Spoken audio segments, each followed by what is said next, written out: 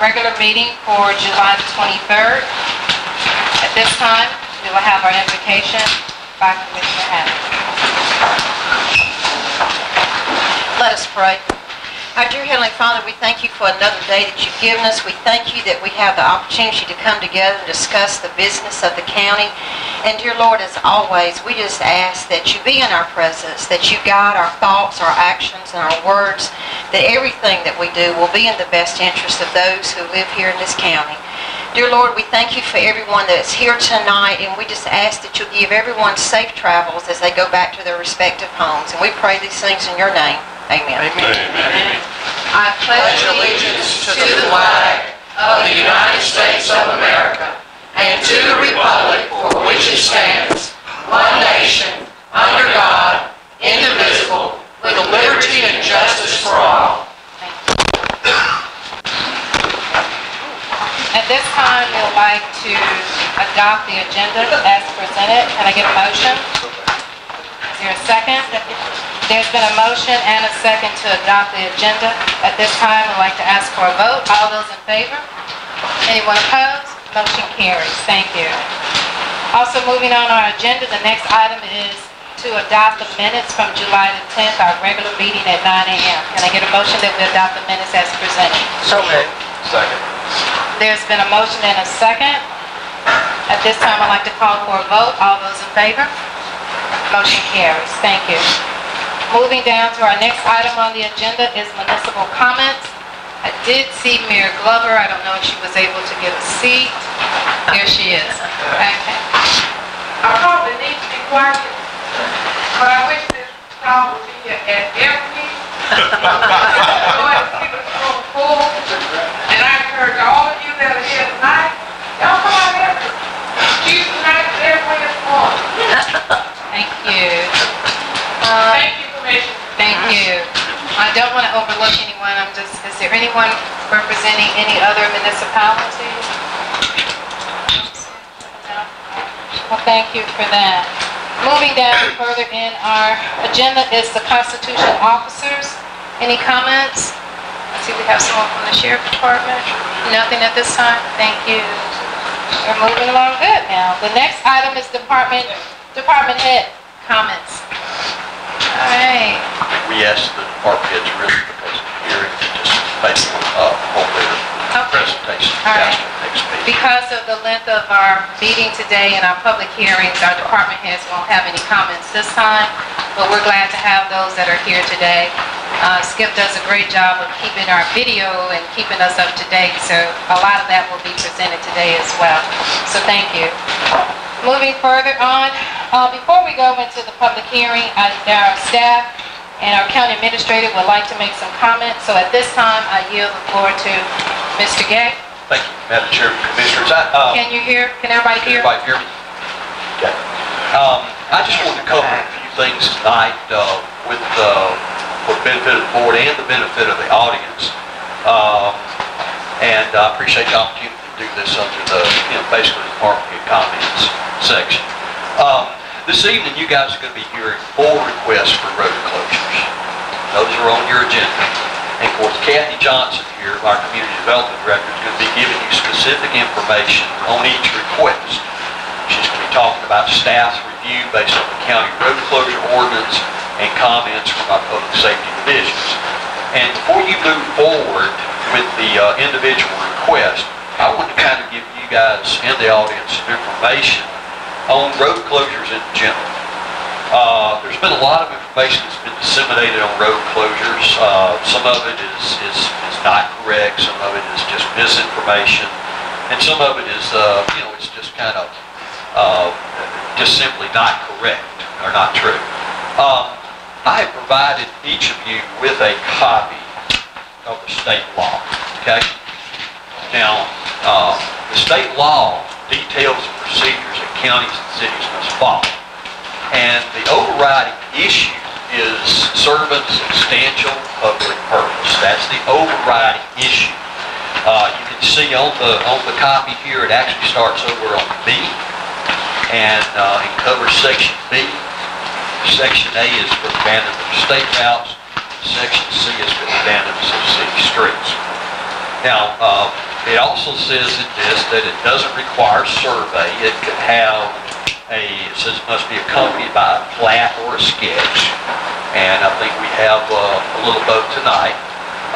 Now, the board placed a moratorium on road closure requests in late, I think it was late 2007, maybe into 2008. And the reason for that was to allow time for development of your road closure ordinance that not only complies with the state law, but also sets some criteria to be considered when reviewing a road closure request. And this was approved in February of 2019, and of course, once it was approved, the moratorium was lifted. Now, to be sure that you guys have correct information to make an informed decision, I want to cover some of the following information. And the closures is the board's issue to rule on, and but it needs to be based on the information here and the correct information. So, what I wanted to mention is each of you also have a sheet that says general information on road closures. Yeah, I can give everybody a copy of that. And we'll start out with LMIG, which is the Local Maintenance Improvement Grant. And Meriwether County receives a road improvement allocation annually from the Department of Transportation. And we have to match that with a 30% funding to be able to take advantage of it. And that funding amount is based upon road miles, population, and some other criteria. And the amount of the allotment changes actually from year to year. Meriwether County currently has 600 miles of roadway, 237 of which are dirt, and 363 which are paved, and that excludes city streets and state routes. And based on the 2019 allocation, Meriwether County receives approximately $1,190 per mile of road. So let's talk about the maintenance cost. I've listed here gravel is $400 to $500 per load, motor grader, dump truck. You've got all the hours there that these are, costs are associated. This is off the FEMA schedule of equipment rate. It's not something that we just pull from the air. And of course, all of this equipment and material is going to be needed at some point in time to maintain the dirt road, any dirt road. The pipe cost. Over on the second page, you have a pipe cost. And these are from quotes that we received just in the last week. And this lists the different diameter of the pipe. This is a 16 gauge metal with polymer coating, and the cost associated there are based on 20 linear feet sections. I've also noted that the labor cost based upon a four-man crew with benefits is about $81 per hour. Now, from there, let's go into the maintenance procedure. Now, I'll be the first to admit that in the past, Meriwether County we haven't done the best job at maintaining our roads and our dirt roads, and that was due to a combination of issues. Many things, budget, manpower, lack of equipment, and a lot of challenges which we are still dealing with. But there has been a refocus in Meriwether County on properly maintaining our roads. And our maintenance procedure that's been established in the last few months is our plan to grade all dirt roads at least 2 times a year. And of course, more than that if weather calls for that. We want to clean out the pipe and grade the ditches. We're going to have to replace drain pipes as needed.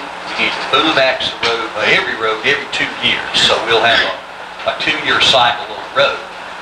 We have to add gravel as needed, and of course weather or unforeseen issues could increase the work needed beyond our regular maintenance. So in that, I want to mention over on page 3 the annual maintenance projections. Now this is based on 1 mile of dirt road and 3 hours per mile per job. So we're going to grade it twice, so you can see the motor grader there is 2 times, 3 hours each. And you can see the other items that are listed there. So we're coming up with, projected about $2,759 a mile to maintain the road. That does not include any pipe replacement, additional work beyond regular maintenance, or unforeseen road issues. So with the new criteria and the updated criteria in place, projections are going to be higher than that. 2 loads of gravel also doesn't go very far on a mile of roadway, so projections are likely low. Does not include any pipe or additional work beyond regular maintenance. And I'll mention that annual pipe budget for the county, and this is not the emergency pipe we have to buy, but the annual budget for pipe for the county is $15,000. The annual budget for gravel is $175,000. Now you can see from these figures that $200 or $300 per year per mile is not going to be a reasonable estimate if the county is properly maintaining a dirt road. The maintenance of roads is going to be ongoing. It's often dependent on weather and also the amount of traffic.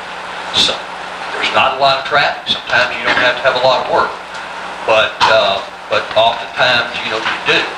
Bearwood County receives about $1,200 per year per mile, as we mentioned earlier, and we've seen, because it's been before this board before, where one flood body can cost in excess of $3,000 to repair.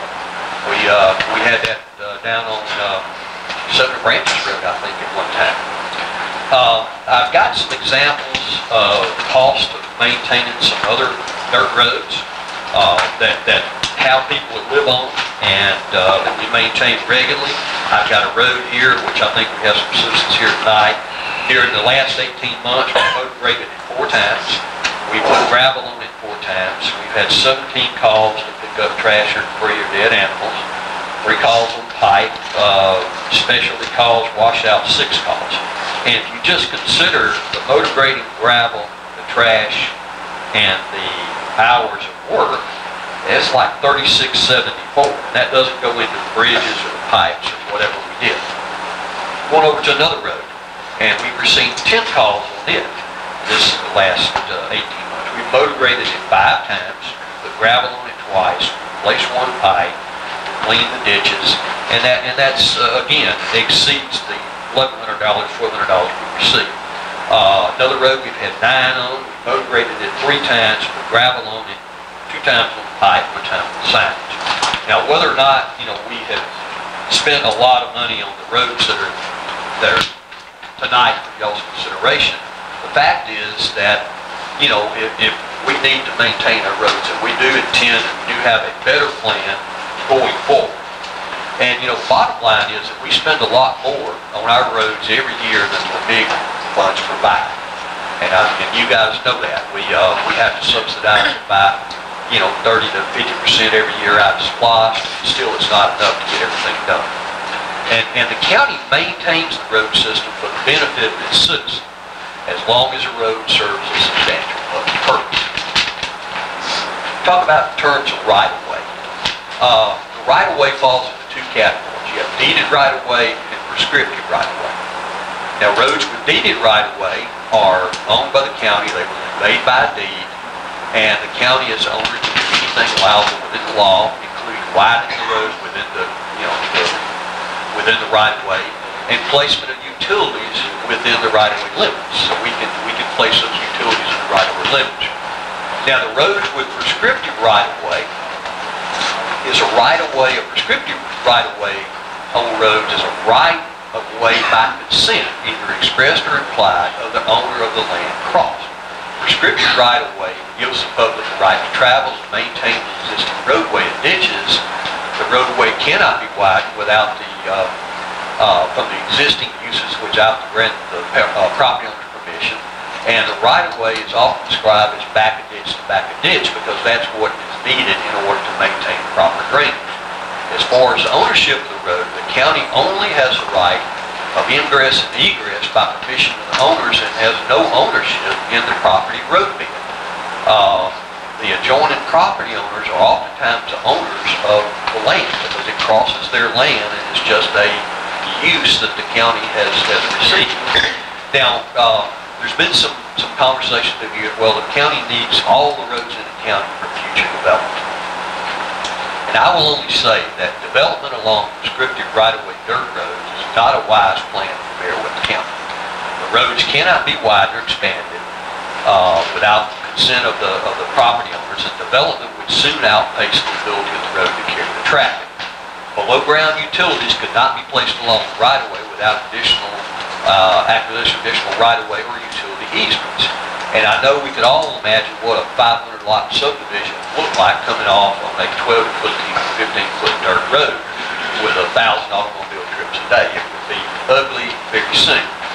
Now, a better plan for the county is to require the future developer to construct a new road built to current county standards, dedicate the road and the right-of-way to the county, including a maintenance bond.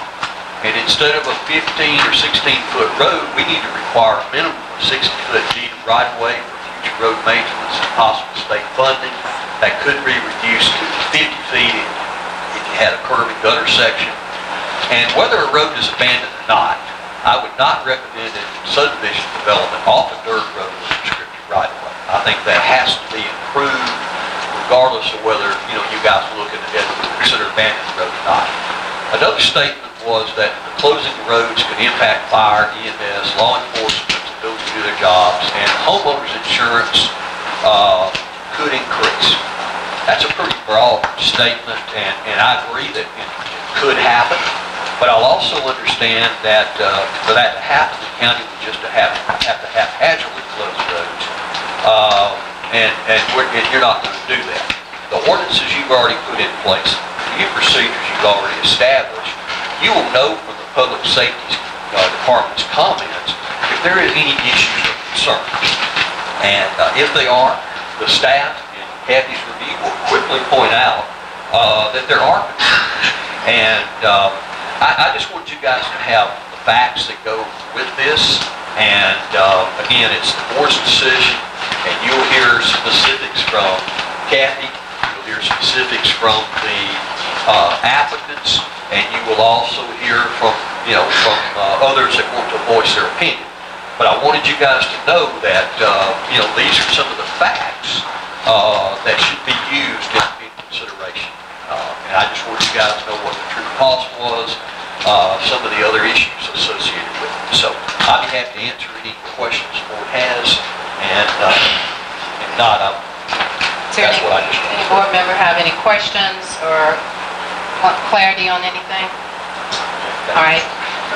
Mr. Gay, thank you for sharing that information to the board, and hopefully the citizens were able to hear that as well. Before we go into public hearing, I too want to make some statements. But if there's anyone here that would like to speak during the public hearing, we have some sign-in sheet for each case. I do need you to sign on that. You give your name. Then what is asked for you? Name and address, and this is for our records. If your name is not on the list, then unfortunately you're not going to be able to speak when the time comes. So at this time, I know there's some people out in the audience, out in the back, and unfortunately we have a maximum capacity of 50 for this room. So I apologize for those who can't come in and sit at this time, but can we go out, Bill, and make sure that if anyone standing out there can sign. So anyone standing in the vestibule, if you want to speak during the public hearing, I need you to come in at this time and sign your name.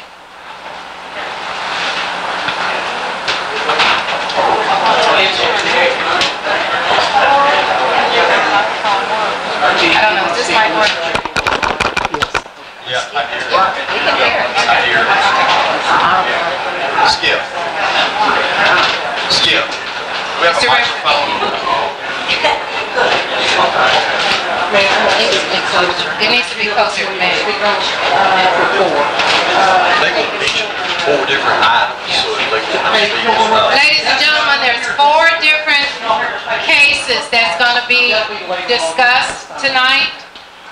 So when you sign up, make sure you're signing up for the road closure that you have the most interest in. So there's 4 different public hearings on 4 different roads. So once again, if you want to speak, you have to sign up at this time. Once we go into public hearing, and that list is given to me, I'm going to call out names. If your name is not on that list, then unfortunately I will not be in a position to call you up and speak.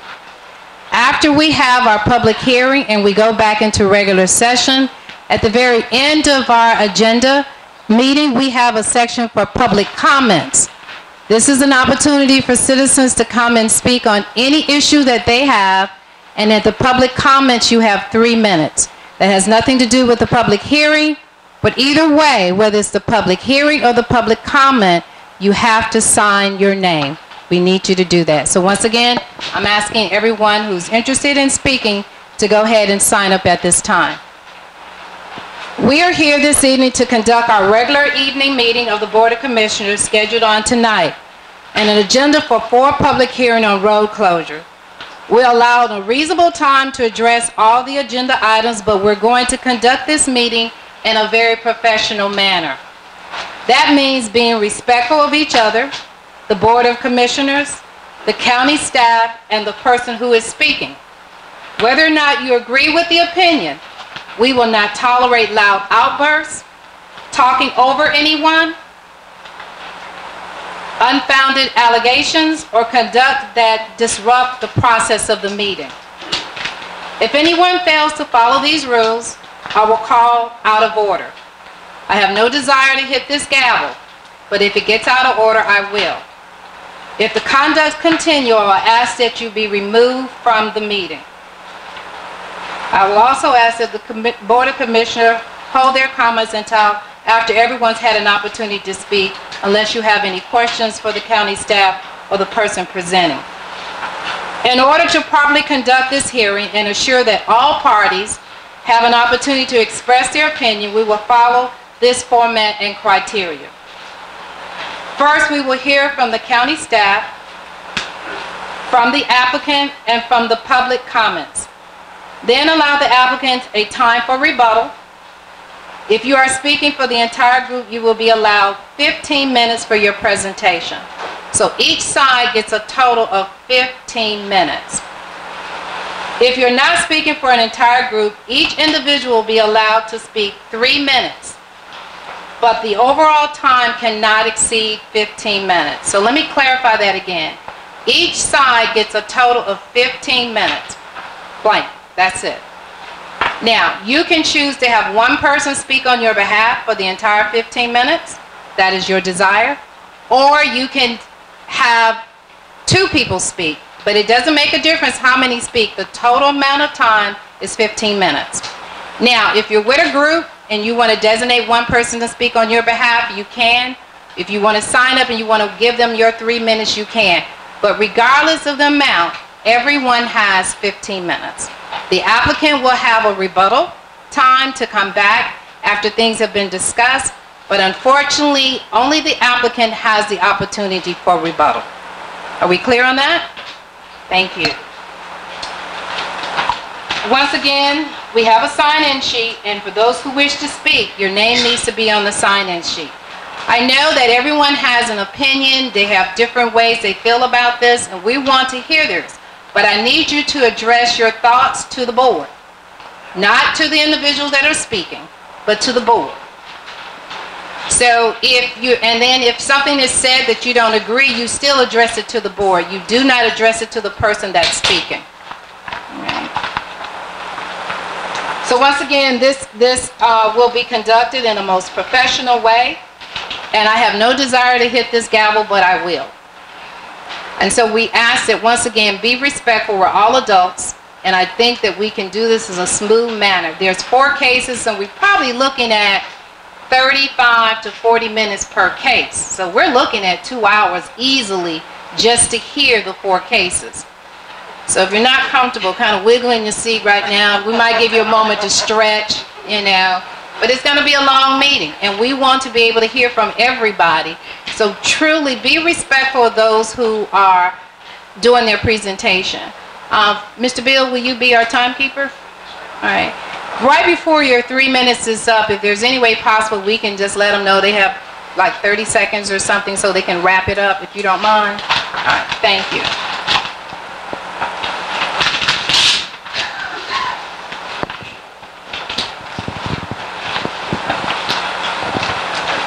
So at this time, I'd like to ask for a motion that we go into public hearing. Is there a second? Second. There's been a motion and a second that we go into public hearing. Then I ask for a vote. All those in favor? Anyone opposed? Motion carried. We are now currently in public hearing. Our first case of public hearing is road abandonment petition over Overby Road, a.k.a. Jesse Porch Road. And Ms. Kathy, are you presenting that? Yes, ma'am. Okay. The floor is yours. Thank you. Can everyone hear me if I sit? Before I go into the actual case, I do want to make reference to the ordinance. Do I have to? Can't hear. Pass the mic. Pass the mic. Sorry. I don't like my picture made, and I don't like talking on mic, so I apologize already. I do want to mention the ordinance that actually was passed by our board back in February of this year that does allow for the petition for the road abandonment and closure. The particular applications that were submitted are going to follow along with the rules and the ordinance. As Mr. Gay stated, it is under the OCGA 3272. It outlines the procedure for the consideration of abandonment of a public road in our county road system. There are certain requirements that you must meet in order to go through this process, in addition to the requirements under the state law. One of the things is we have to post signs at all the proposed road closures in prominent areas so that the public would know the areas that are going to be requesting closure. There have been signs placed at all of these in the county. There also has to be advertising, so in our local organ, which is the Vindicator, there should have been and was actually 4 different weeks of advertising on each one of these closings. If an abandonment is approved, the road shall not be reopened as a public road or considered for acceptance into the county system unless the road has been upgraded to meet all Meriwether County road standards in effect at the time of that request. The party requesting the abandonment shall be responsible for all costs of surveys, plats, deeds, and any other legal documentation that's necessary to complete the abandonment procedure and conveyance of the property. The requesting party shall also be responsible for any advertising costs, including but not limited to any public notices or signage required by county policy or state law. And I do want it known that each one of these petitioners has met all those qualifications and has paid everything up front. In determining the consideration in determining road abandonment, there are actually 9 different areas that we look into. And I'm going to mention this as a group, but each one of the cases I will discuss individually. But we actually had a department head meeting with Sheriff Chuck Smith, Corporal Hadley, Chief Alphonse Pannenberg, the 911 Director Bryn Jones, Mr. Bill Cawthorn was here for Public Works, Mr. Gay from the County Administration here, and myself were in attendance for this meeting. We discussed all these applications. We discussed each one of the considerations. So when we actually do this presentation, all these people in all these departments did have an input into these answers to these considerations. As Mr. Gay has stated before, there are 2 types of rights, abandoned with deeded right-of-way and an abandonment with prescriptive right-of-way. That will be discussed in our presentation of these cases here. And if they are abandoned, the petitioners will have to proceed with the proper documentation of all the legal documentation to show how that is going to be handled. So I just wanted to mention this. This is how the procedure went through all the staff here to determine the considerations so that we could make this presentment tonight to the Board of Commissioners. During our public hearing for each case, if you'll notice the monitors, the Sheriff's Department, which I want to give a thank you to, was kind enough to go out, and we have videos of the actual roads that they are asking for this closing. Some of them are a little bit lengthy because of the time it took to get down through there, so some may have to be rewound and shown again. But it is for y'all to see the areas and the actual road in which they are asking for the abandonment. At this time, I would like to start with number 1, the public hearing for roadway abandonment petition, Overby Road. And I believe Mr. Seifert is here on behalf of the applicant. Okay.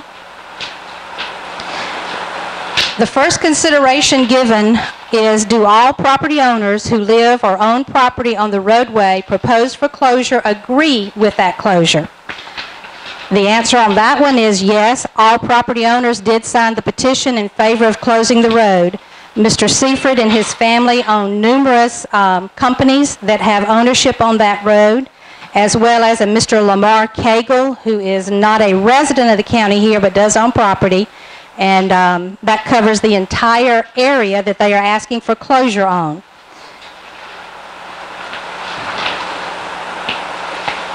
We're looking at approximately 2 miles. So from Highway 18 through to Cedar Rock Road is the area that we're actually covering on this video and ask for the closure. The second item we need to consider is, does the road continue to serve a substantial public purpose, or is the closure otherwise in the best interest of the public? The closure is in the best interest of the public. The limestone bed and flooding issues on Overby Road make it virtually impassable to most vehicles, including emergency vehicles. Does the closure of the roadway create a situation where any property owner other than the requesting party is limited to only one means of ingress or egress?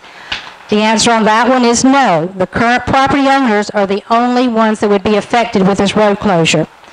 There is a gas line that crosses Overby Road and adjoining property.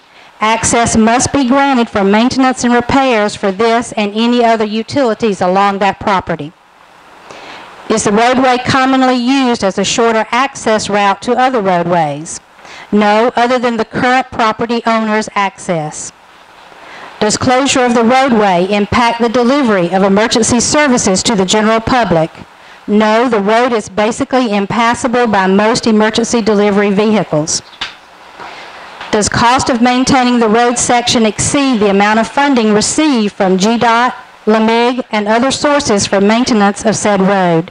Yes, it does. Approximately $2,380 from the GDOT LMIG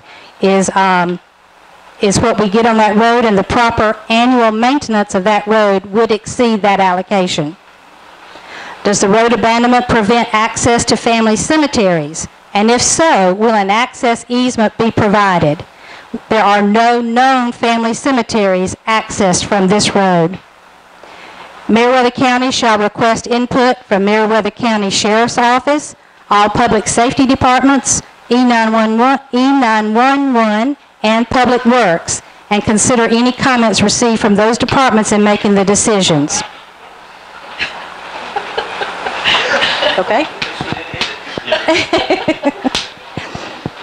These considerations were all looked at and discussed from representatives from all those noted departments.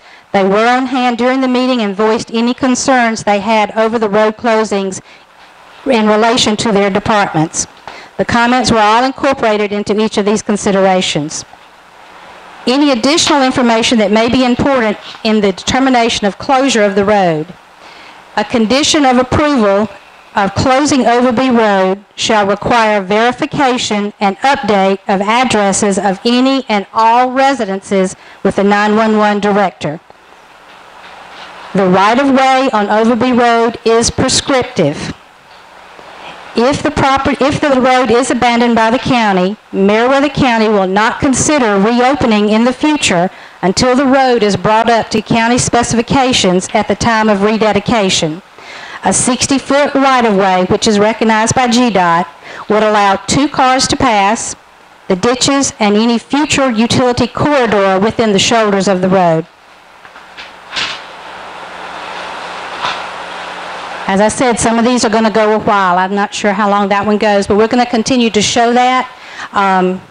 That's all I have on this presentation, Madam Chairman. And you do have copies of all of these recommendations and considerations from the departments. And is the spokesperson here? Mr. Seaford? Mr. Seaford, can you come up to...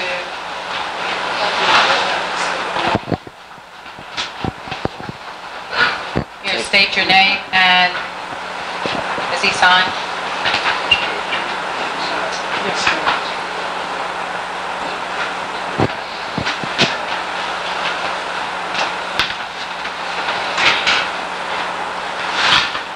Good evening. My name is Paul Seafried.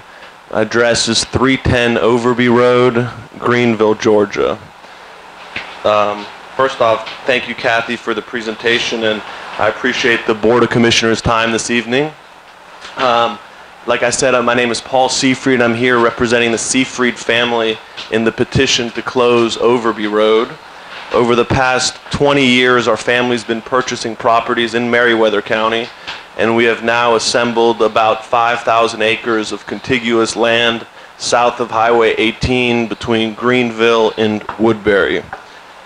We are here today to request the closure of Overby Road, which is this dirt road we're showing here on this video, which connects Highway 18 to Cedar Rock Road.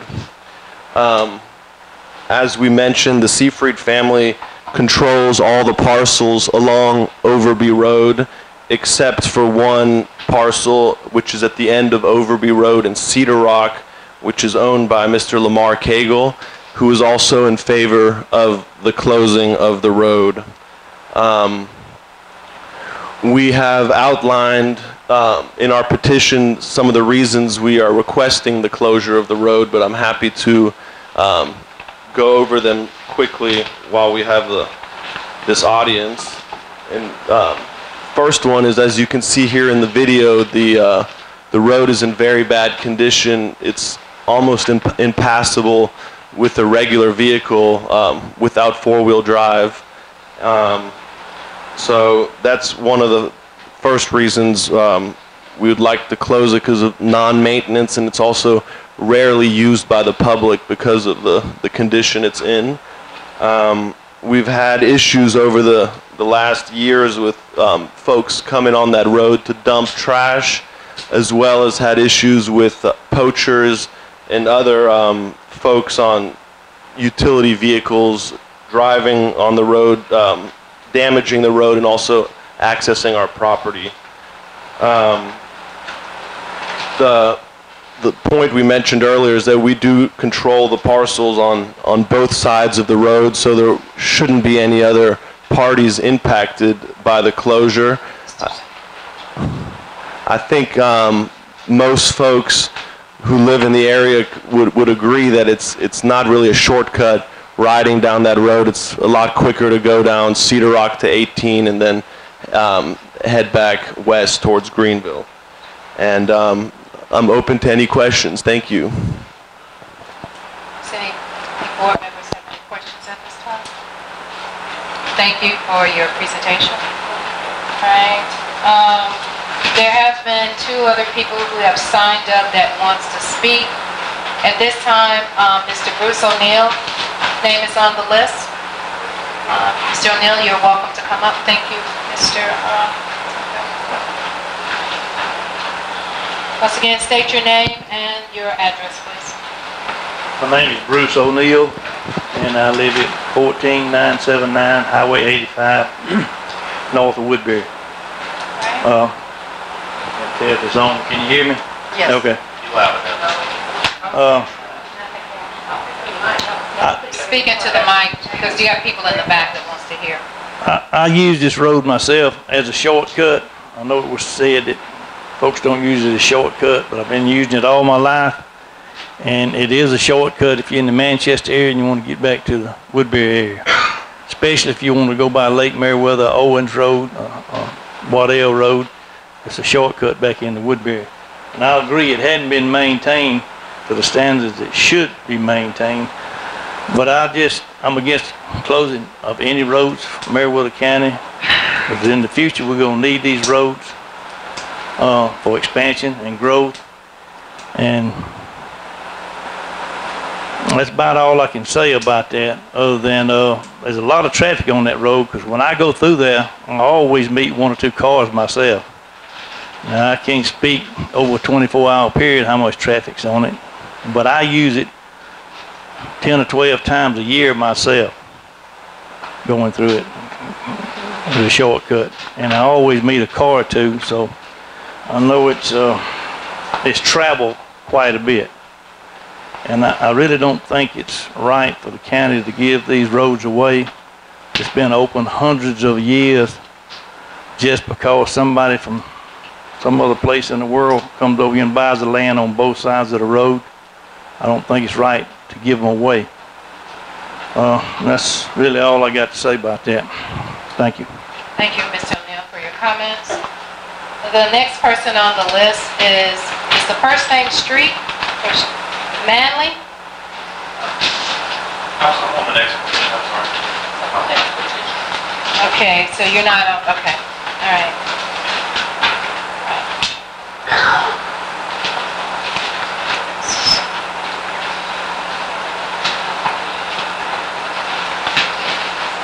I want to thank everybody for the opportunity to share their opinion and their concerns regarding this.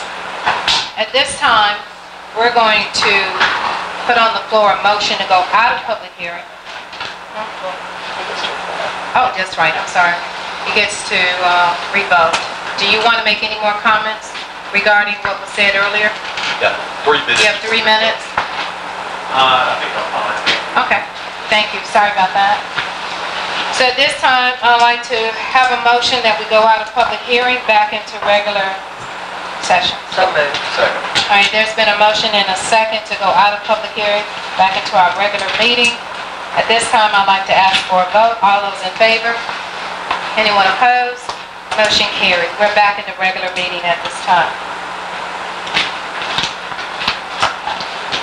I understand this is in Commissioner McCoy's district. Do we have a motion on the floor? Madam Chair, I'll make a motion. We continue with closing this road. I think it's pretty obvious. It's not very well maintained, nor is it really necessary for any public use. Is there a second? I'll second. There's been a motion and a second for the acceptance of closing this road. Is there any other discussion? If not, at this... I'd like to comment. I'm looking at the road and going through other roads. This road, incompatible with some of the other roads is not that bad of a road. And like I say, I'm concerned about, as stated, other public using the road. I know it might not be that much traffic, but then there is traffic going through that road, and the public should not be denied access to use the road as it has been maintained or whatever by the county all these years. It was built for a purpose. It didn't just happen. So the county has made an investment in that road, and I feel like that road should remain open. And I'll say that I understand that, but I do want to ask Michael, the only thing that we can really look at is the ordinance that we put in place and the questions that were answered as far as the public purpose, correct? The ordinance you put in place and the state law, and I'll repeat what that is again. It's whether or not the county road has ceased to be used as a by the public to the extent that no substantial public purpose is served by it, or that its removal from the county road system is otherwise in the best public interest of the county. And of course, you have those conditions that the county administration in the ordinance has set forth. There's 9 of them. I think they addressed all 9 of them during their presentation prior to public hearing. So those are the standards you're looking at, is substantial public purpose or otherwise the road closures in the best public interest of the county. Just want to make sure I understood. Any other discussion? If not, are we ready for a vote? Alright. All those in favor of the request to close the road, we ask for a vote at this time. Any of those who oppose closing the road? Alright. Vote carries for the closure. Thank you. Moving on to the next public hearing, which is item number 2. At this time, I need... Diane. At this time, our next item in public hearing, so we need a motion to go back into the public hearing. So moved. Is there a second? Second. Okay, there's a motion and a second to go back into public hearing. At this time, I'd like to ask for a vote. All those in favor? Anyone opposed? We are now back in public hearing. So the next item, item number 2, is public hearing for road abandonment petition of Weaver Park Road. beginning at Beaver Lake Road, intersection of Oakland Road, intersection, approximately 1.5 miles. Ms. Kathy?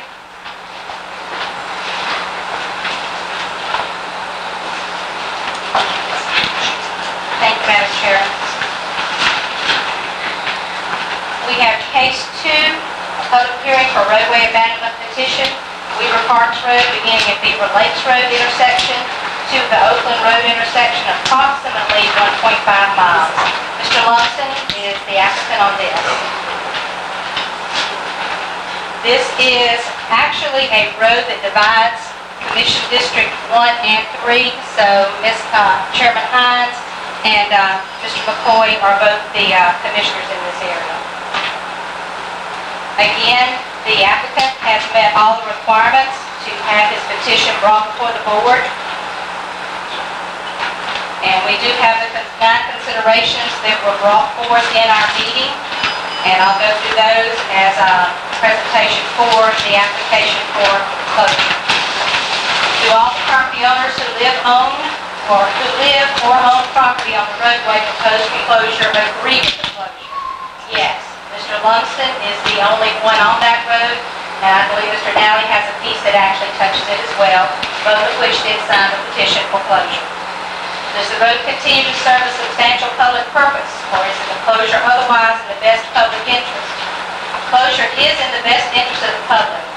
Weaver Parks is, when you start getting to the south, to the east side, it becomes a pig trail when you actually intersect with Oakland Road, and it's not passable in some places by most vehicles.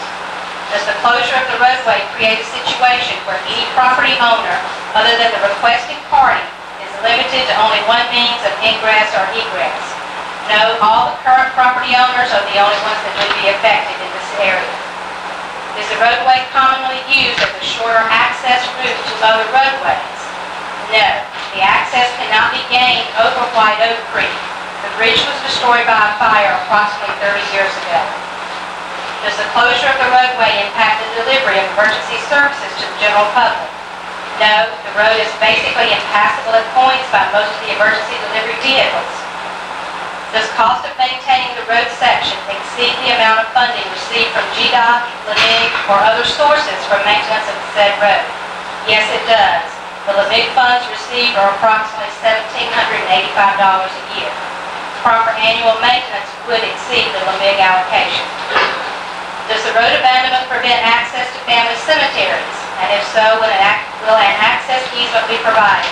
There are no known family cemeteries accessed from this road. Meriwether County shall request input from Meriwether County Sheriff's Office, all public safety departments, E911, and Public Works, and consider any comments received from those departments in making these decisions. All representatives were on hand during that meeting and did voice any concerns over road closings. All their comments, again, were incorporated into these considerations.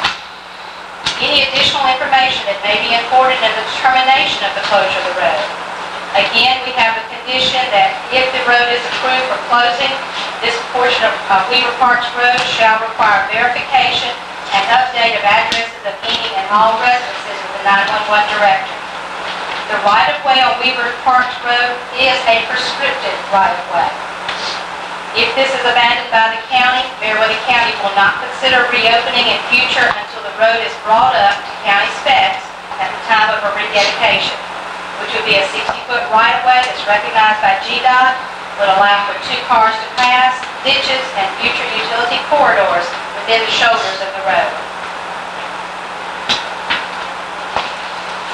In his application, he does request the reason for abandonment is the lack of county maintenance, regularly dumped trash, and all landowners want the road closed, and he does have a poaching problem with the road as well.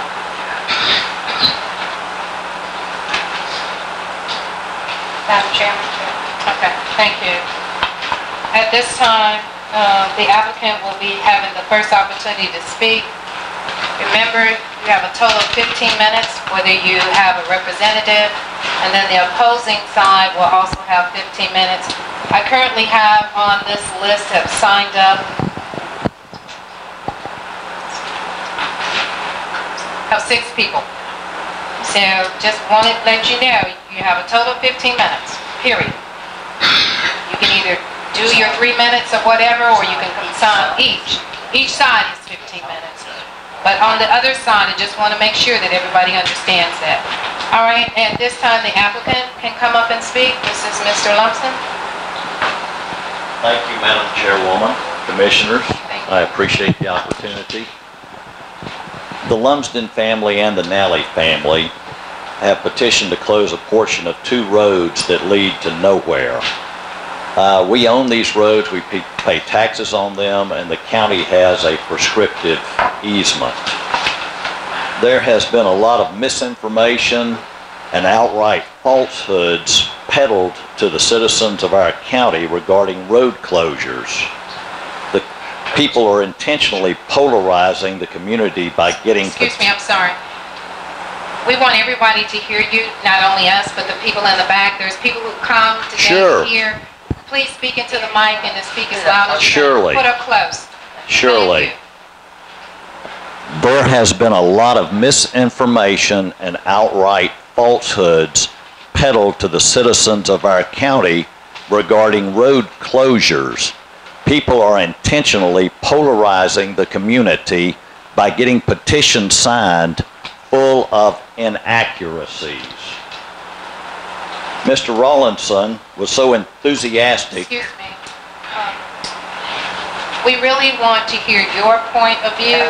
Yes, ma'am. So I would prefer that we don't use individual names. Just share what it is that you personally want to share with the group, because we don't want to get into that. I know that our individual names were used in the presentation to the commissioners and other people, and so we're trying to respond to that as well. Okay. Thank you. Thank you. Anyway, the petitioner was so enthusiastic about getting signatures for his petition, he must have forgotten to ask which county they live in. We have found people that have signed this petition that are not Meriwether County residents. He also states the absence of trash and litter on the roads. We clean that up on a daily, weekly basis, so that's why it's not there. I personally contacted the road maintenance department on 2 occasions to come and repair roads that have been in disrepair for years, and that apparently hasn't shown up on the public record, but they've come out there and performed the work. And of course, it's going to require a lot more with the increased traffic, since we have built structures back there, which creates a tax base as well. This one really gets me. It was stated in this petition, do you want to turn over our history to land investors? That was referring to myself and to the Nallies. We like history. It also stated this belongs with the people of Meriwether County. We are people of Meriwether County. I've been a permanent resident here for many, many years. Both the Nallies and the Lumsdens own businesses here. We employ Meriwether County residents here. We built an automotive center, a business strip center. We've brought in a Dollar General store. We pay a lot of county taxes harvesting timber. And now we're building these taxable structures on these roads that we wish to close, that lead to nowhere. We're working with the movie industry to bring more tax dollars to the county as well. I'll be through in just a moment. And we resent the assertion that was made about us being land investors, because that's absolutely a falsehood. And my question is to the petitioners that are opposing us, what have you done for the county lately? We support the local economy, and we're good citizens too. Thank you. Thank you. The next person, is it Mr. Nana? Or he's not, you do your time, okay? All right, at this time, those who are listed on the agenda to speak, we have Mr. Rawlinson.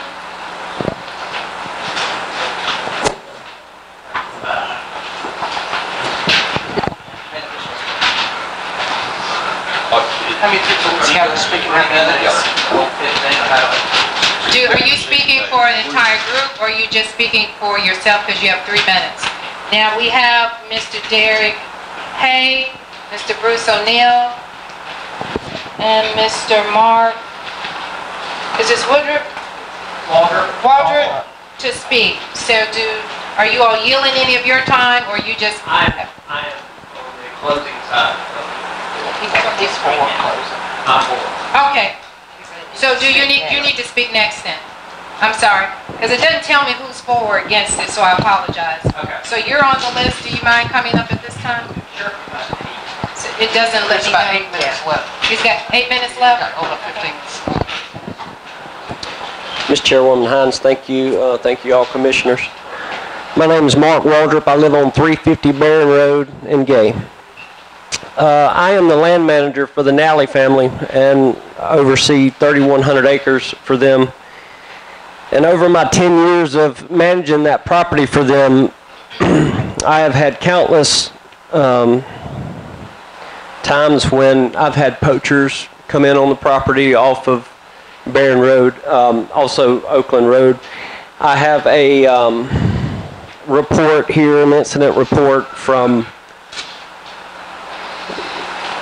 the game warden, Ken Lulamere, I believe that's how you pronounce his name, came out just this past spring with a turkey that was shot on the Nally's property, and the incident will explain everything.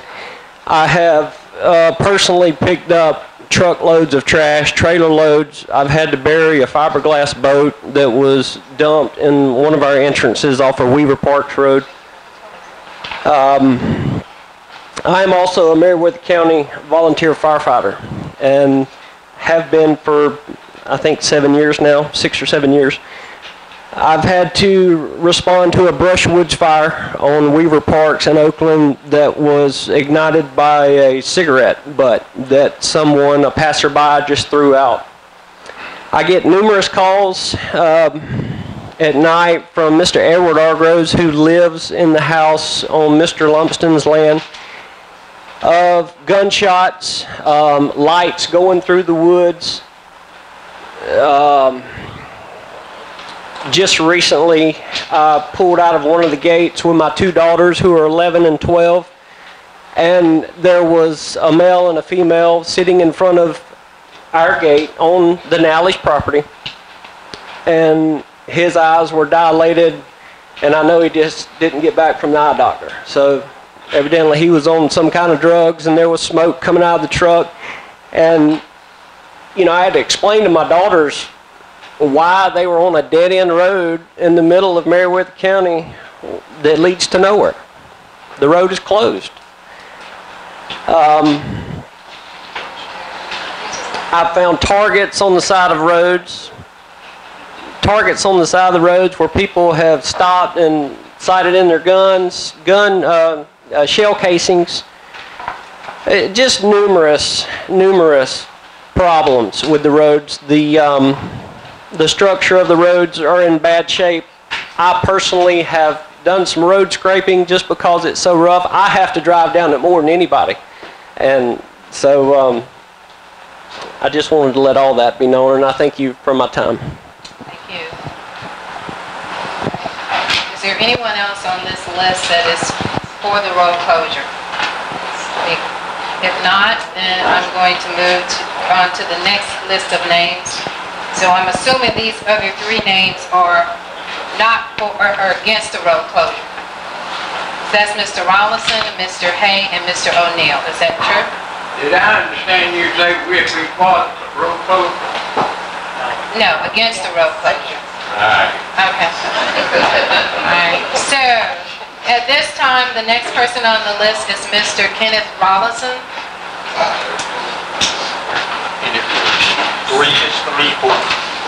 So it's only 3 people signed up. You have a total of 15 minutes. That'll mean each one of you get 5 minutes. Yes, Madam Chair, I'm Kennard Rollinson. I live at 5326 Mount Carmel Road. I'm going to speak probably for about 7 minutes.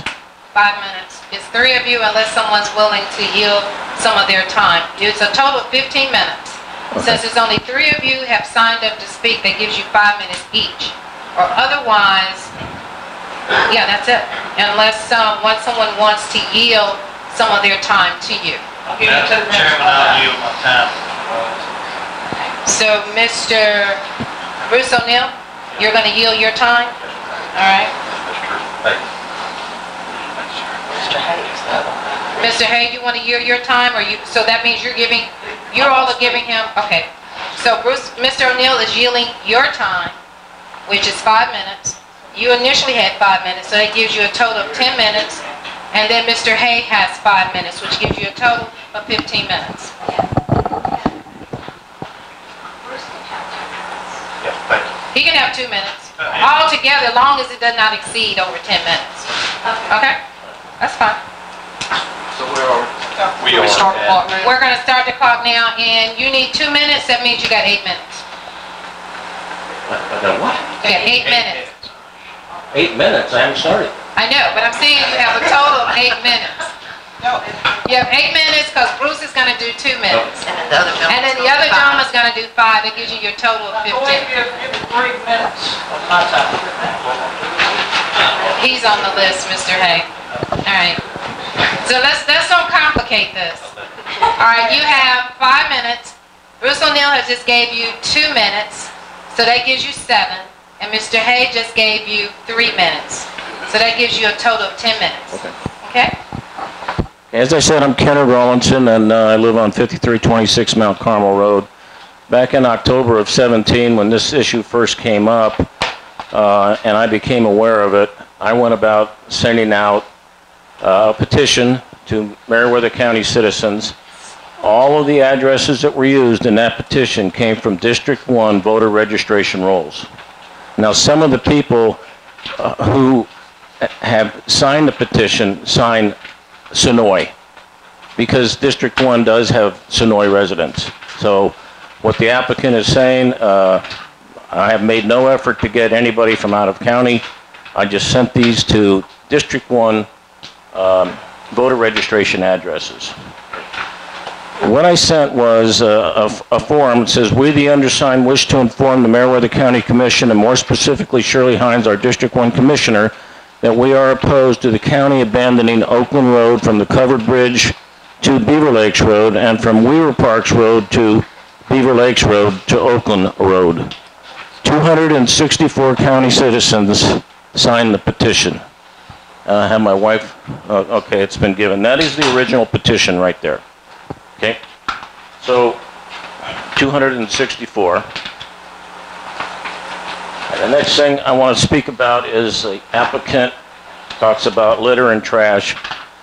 I've been traveling that road for 35 years, both of those roads. Well, I'm just talking about Weaver Parks right now, and it is one of the cleanest roads that there is in the county. And I have film. Okay, I have film, and if you'll notice, you won't see litter on it, you won't see dumping on it, and we also have still photographs that I wanted the commission to look at. So I totally discount the litter problem. Another thing that is frequently brought up, it's quite frankly, it's brought up about from just about every applicant that wants a road closure, is poaching. On the alleged poaching from a road is a problem, that's how it's listed. See the Lumpson application. Georgia Department of Natural Resources, DNR, reports no incidents, no incident reports, complaint reports, citations, or written warnings from the beginning of 2016 through 2/26/2019. Now, that was researched by DNR in Atlanta that gave it to Macon. And that report came from Mr. Tony Fox, who does the administrative work, game warden from Macon. And what he says here on each and every time I sent this to him. Now, the reason I sent multiple requests to him, because the moratorium kept being extended. And I had to then check for that period of time that was before. So I wanted full and accurate reports at all times. So I got all the way from 16 until the date of the application. And neither Meriwether County 911 has absolutely no reports of poaching on these roads. And the state says that they ran a radio line a mile away in all directions and found no reports of poaching. Now, I took this back to 16. That was a year and a half before the applicant even bought the property.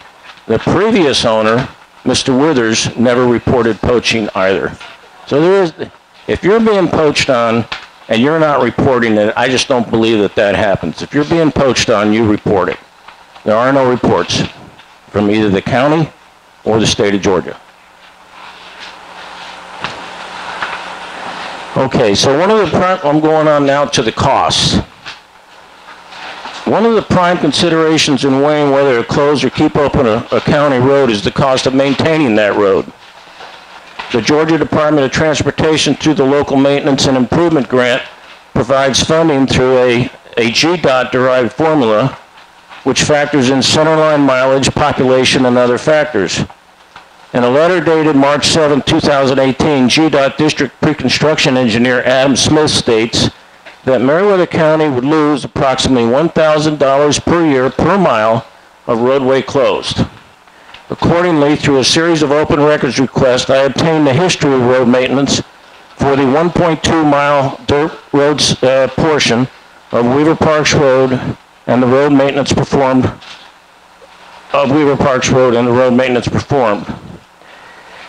The history is a consecutive 6-year run from 2013 to 2018. In that 6 years, Weaver Parks Road through the LMIG had a total surplus of $5,462. As you can see, this is what was spent. This is all done on county records, maintenance history of what was done. And I got the cost for employee benefits, employee wages, cost of maintaining equipment, and ran the numbers. And in 2013, that's what it cost. That's what it took in. It had a surplus of $916. That would go real nicely over on Germany Road, which does need a lot of maintenance. And as you see, as you go down, in 14, there was no maintenance done on Weaver Park Road. $1,200 came in, 1.2-mile section. As they said, about $1,000 a mile. We're in the black $1,200 there. In 15, we're in the black $1,200 there. In 16, we're in the black $777. In 18, we're in the black $168. And 17. And 18, we're in the black $1,200. That road has been making money for the county. Now, it has not been maintained very often. But the fact of the matter is the applicant hasn't asked for maintenance according to the county records. And I obtained that information through open records. So this is my sources, Adam Smith from Georgia Department of Transportation, all these open records. I got information from Bruce O'Neill because I didn't really understand what equipment was involved for particular jobs. And he told me what was involved, how many men were involved, and that's how I came to calculate these costs. So those roads are making money for us. Now, I'm not saying they always will, but I'm saying there's a 6-year consecutive history of where they made money. So I didn't go back any further than 6 years. I didn't feel I needed to. So in conclusion, this road will cost the county income if it's removed from the county records. Okay.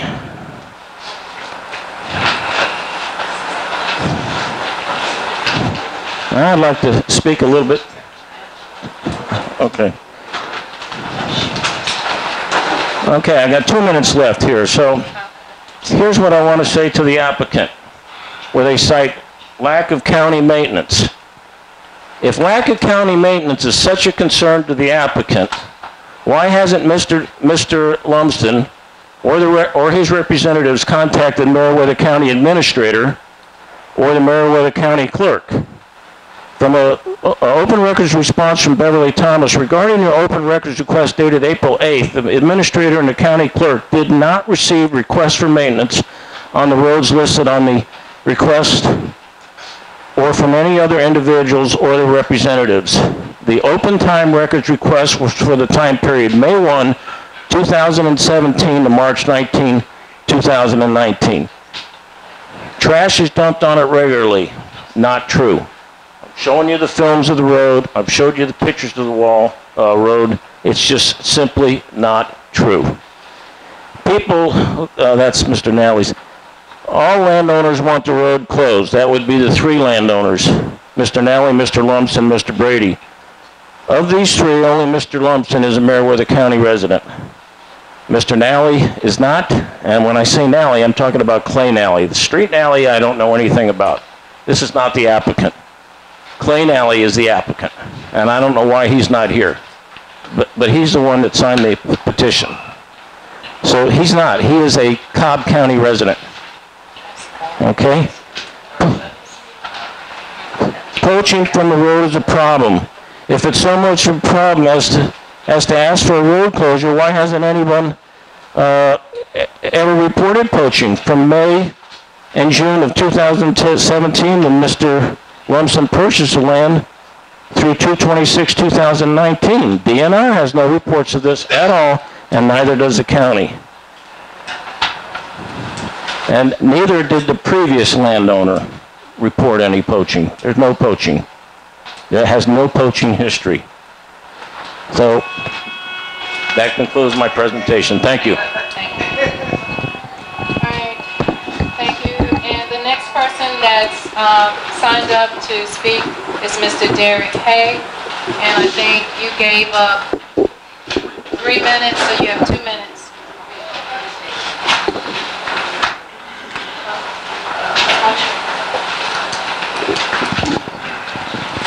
My name is Derek Hay.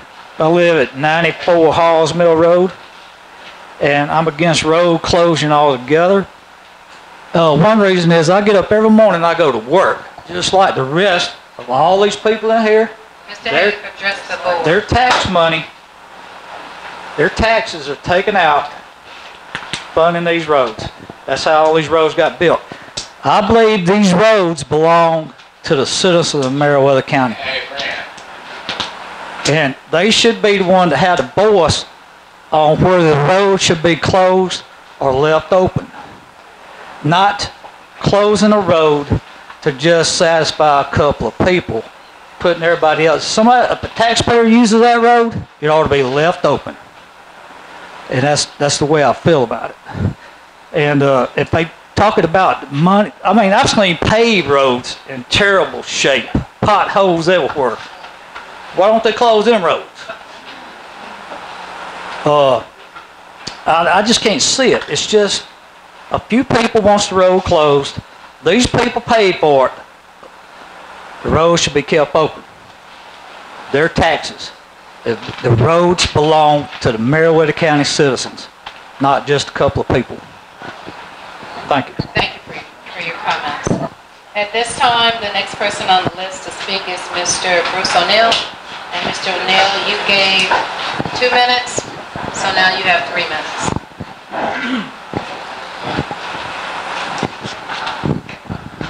I was born and raised in Alton, Georgia, which is very, very close, within a mile of this road. I was born and raised in Alton, Georgia, which is only a mile and a quarter from this road. And I was raised riding bicycles all my life. I'm 71 years old. I've used this road thousands and thousands and thousands of times. Traffic has slacked up on this road, and there's not any residents on it because the bridge burned up about 30 years ago. And some county has done some work on this bridge to reopen it. And all it needs now is the floor on it and guardrails on it, and it can be opened up again. I'm afraid if we give this land away, this bridge will never be opened again in the history of Meriwether County. And there's a subdivision right across there. It's got hundreds and hundreds and hundreds of homes. And this would be a direct shortcut to Gay, Georgia, Woodbury, Georgia, Ingalls, if that bridge was finished and that road was opened back up. And I'm just afraid if we give it away, it's lost forever. And like I said, I'm totally against closing all these roads because there's thousands and thousands and thousands of acres of land back in there. Someday, all of us will probably be gone. It's going to be developed. You're going to need that road back in there again. And one other thing, I've heard a lot of false information give various people. There's a cemetery on that road. There's a black slave cemetery on that road. And it's right down that road just a quarter mile from where it starts on the right. And I can take any of y'all out there and show you that cemetery. Now, it's not marked with markers. It's a slave cemetery. There's nothing but rocks and holes out there. But I heard it said that there wasn't any cemeteries on that road. The only reason I bring it up. And I don't have no documents to prove it. But I was born and raised there. And my granddaddy was born and raised on that same road, right next to that cemetery. That's how come I know this. If anybody wants to research it or check into this, I'll be glad to show them right where it's at. I mentioned this to one of the commissioners a while back, but it didn't get nowhere. But it is a fact. And that's about all I got to say about it. But y'all think seriously about setting a precedent. If you keep closing all these roads, you're setting a precedent for it. So anybody with any money from any other country can come over here, buy the land on both sides of the road. It's going to be hard to say no once you do this. And I can name you 50 roads that's been closed in the last 20 years in Meriwether County. That's setting a pretty big precedent. So I recommend y'all checking into this a whole lot deeper than what you have. Thank you. Thank you. At this time, a rebuttal from the applicant, and you have 3 minutes. Regarding the assertion that there was no request for trash removal or anything else from the previous landowner who lived in Buckhead and came down to his property once or twice a year, that's understandable. I'm a full-time resident. I've built my home there, and I've been cleaning up the trash, so don't say that it's untrue there's no trash there. It's there all the time. I was speaking. Face us, and then, I'm sorry, please, don't. I wasn't speaking. Okay. Just Regarding the LMIG, that surplus that was referred to earlier, I did make 2 requests. I spoke directly to the person who took Mr. O'Neill's position. He came out and maintained the road. So that's going to, you know, dig into that surplus. It's going to take away some of those funds that were referred to, and that's just getting started. We've got to have maintenance if we're going to have homes and other structures on these roads that have been virtually impassable for years. That's all I have to say. Thank you. thank you. Can I beg your pardon for a minute? I'm confused on this particular, where I signed up is for the closing of Oakwood Road. What I don't know, because I'm not familiar with being down in that area, is if I am in jeopardy, if that small amount of place on Oakland Road that I would like to keep open is going to be blocked by this particular, I just don't know, so. It doesn't. In other words, you make a vote right now, and what I'd like to speak for is connected to this in a way that my speaking doesn't matter. Like, in other words, is there no way to get to my part of Oakland Road? It's not connected, and the other thing is, as we kept making announcements for people to sign up, and on each sign-in sheet, it indicates the road. So, unfortunately, your name is not on this list. Right. So if you're here to speak on another road, then you would I want to make sure that my speaking on the other road Right. is not connected No, physically to no, that road. no, it's not. Sorry. Okay. All right, thank you. All right. everyone's had an opportunity to speak regarding case number 2. So at this time, I'd like to get a motion that we go out of public hearing back into regular session. Second. There's been a motion and second to go back into the regular meeting. At this time, I'd like to ask for a vote. All those in favor? Anyone opposed? Motion carried. We are now back into our regular session. At this time, and please, Kathy or Mr. Gay, clarify, this road closure consists of District 1 and District 3? Yes, ma'am. So, The road is a district line for 1 and 3. so for, is Weaver, so is it on all 3 roads? This request, I think, Kathy, am I right, is from Beaver Lake Road over to Oakland Road. Right. So it's this section of road here, and you're saying that the road itself divides. It's 3 roads. Right there, okay. Don't show me, Mr. Gay.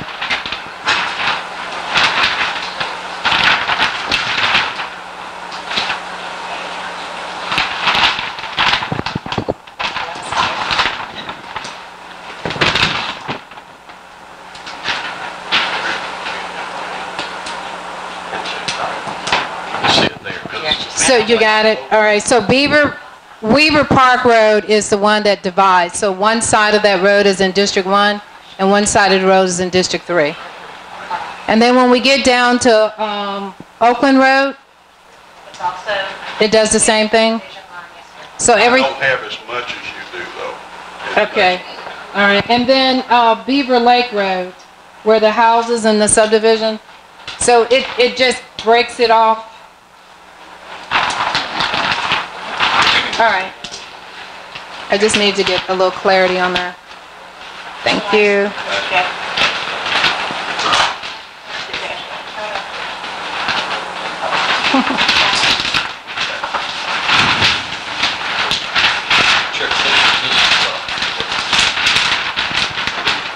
You got 2 requests. Can't make sure I'm correct. You got 2 It's 3 roads that's being requested to be closed. Right. You got this road, which is Weaver Park. Right. That's one application you got to do. The next one is Oakland, and it goes from Beaver Lakes Road up to where, White Oak Creek. So that's your next application is this section. And where's the 3rd road? Not on this, that's not. That's not on that one? There was some discussion that actually covered both roads in that presentation. So in the discussion, it was indicating 3 roads, but technically there's only 2 roads that's actually being closed. So where's Beaver Lake Road? Doesn't it go across? Beaver Lake Road is right here. And that is being requested to be closed too. No, it's not? Beaver Lake Road was a starting point for closure. Starting point. Okay. All right, so it's just 2 roads. Okay. That's right, over to Oakland. Okay. And then Oakland from this point here where it intersects Beaver Lake back up to where White Oak Creek. No, close one without the other. Now, if you close this section, this will become definitely a dead-end road. But if you close this section, you can still come down and travel at least here, or you can travel south. And on that end is where the bridge was, and prior to the bridge being closed, people did use that road to go through to get to Gay and to get over to Woodbury. There's a big subdivision over in that area. All right. It's a lot of Right now, we're on the one going across, and my question is, the one that we're discussing now, it has no bearing, no connection to the road, to the bridge that's in discussion, right? Yeah. Right. It intersects with the road, but it's not connected to the bridge. If the bridge was reopened at some point in time, it would still be usable, but it would not affect this road we're discussing right now. Well, wait a moment, let's get some clarity here. So where's the bridge? Way up there. Here, right here. All right, so if the bridge is open, which direction would people go? They come down that road. Down over the side. But that road is the road that's being proposed to be closed. On the next proposal, not on this one. Just the little short parts. Just the short part. Oh. It's just the one going across right now. It has no, Okay. the bridge really has no Okay. bearing on that strip. All right. That's So what I was all trying we're to ask. looking at is the closure of Weaver Weaver Park.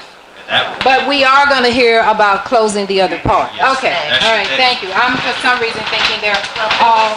There was discussion on actual It was.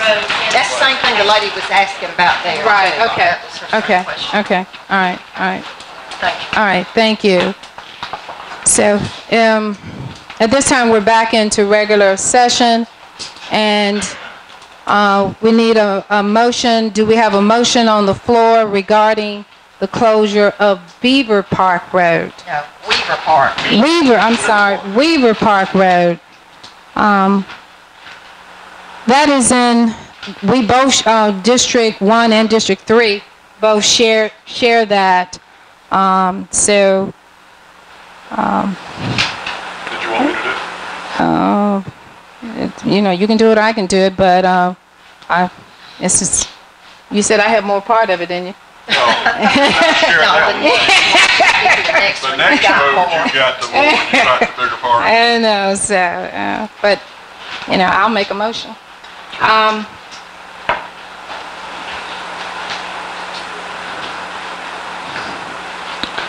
I'll make a motion that on Weaver Park Road, for the abandonment of this road be denied.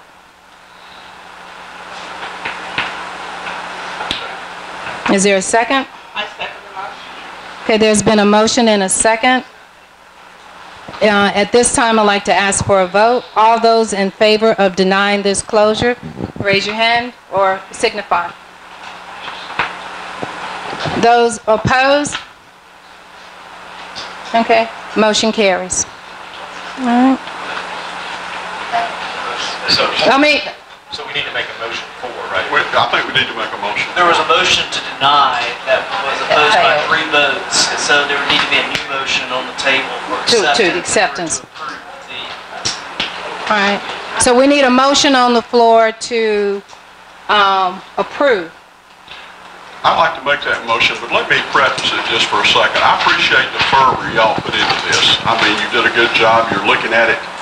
We have a procedure. The procedure is going to be the things we have to go by. As I listen to some of the statements about the citizens of Meriwether County, I feel for Meriwether County too, and I don't want to see the citizens get stuck with developing a road if a subdivision goes in there, to be honest with you. And the other part of this thing is, and we saw your charts, and there's just a difference in what we're presented and what you presented out there with your different amounts of money. But by and large, it all boils down, does it have a significant public use? Well, not really.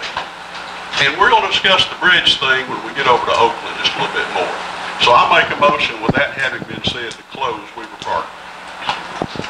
And I'll make the second, but I also want to say, you have more patience than I would ever have to do something like this. I will give you that, and it's a lot of information. I will say that I do have a concern that Bruce brought up about the slave cemetery. I am curious as if that is there. That has nothing to do with this part of it, except it may be a historical something that we do need to look into. So that is something that came up. I think we need to take a little further to look, but I still have the motion for the second to close the road on the table. Let me say this, if there is a cemetery there, and I'll be happy to get with Bruce to, notify that, what we would require with a closure would be that if the road is abandoned, the people that are receiving the road would have to provide an easement over to the families. And we've done that. Did you hear that, Roger? Yes. And I'm in agreement. I'd like to make a comment. All right, okay, we're in discussion right now. Commissioner Hatley would like to speak at this time. I just want to say, and I wrote these roads as well, and I do appreciate the information that you got for us, and I am concerned about the cemetery thing as well. So if that is there, something certainly needs to be put in place, that is protected, but this road, according to what we have to go by, it does not meet the standards of serving a public use. It goes to nowhere. Now, that's very different than the one that we're about to discuss that would connect with this bridge. But this one does not go anywhere, and it does not serve a public purpose, and that is according to our ordinance that we have set into place. Any more discussion? Just one quick question. Ms. Kathy, y'all's recommendation was? I make a recommendation. We just provided you with a consideration. That's all you did? Okay. Commissioner Gray? I'd like to make the statement that I agree this road do need desperate repair, but I believe we have citizens here tonight that road on Mount Pilgrim Road, that road is in worse condition than this road. And then when you start denying road closures because it has not been maintained, then we need to look at all the dirt roads that has not been maintained, because this is not the only road that has not been maintained, and we do have citizens living down these roads. So when we start closing all of these roads just because certain people want road closed, we need to consider other people. You know, should we close Mount Pilgrim? It's worse off than this road. Should we just go in and close that road? I didn't make any comment about keeping up the road. My thing is, it is a road that goes nowhere and it does not serve a purpose anymore. All right. Is there any other discussion from the board? Excuse me, ladies and gentlemen. I know that you all have different opinions, but as we stated earlier, we're going to conduct this in the most professional way. You're not going to always hear what you want to hear. Things may not always sound the way you want, but in the meantime, we will be respectful of everyone's opinion and conduct this meeting in a professional way. At this time, if there's any more discussion from the board, if not, I'd like to call for a vote. The motion on the floor is to accept the closure of the road. All those in favor? And anyone opposed? Has anyone abstained? All right. The motion carries. Thank you. At this time, we're moving on to the next item, and we need to get a motion on the floor to go back into public hearing. Is there a second? Second. There's been a motion and a second. We're now back into the public hearing. And at this time, once again, ladies and gentlemen, if you're needing to talk, please step outside, because there are other people who would love to come in and sit down. All right. So the next item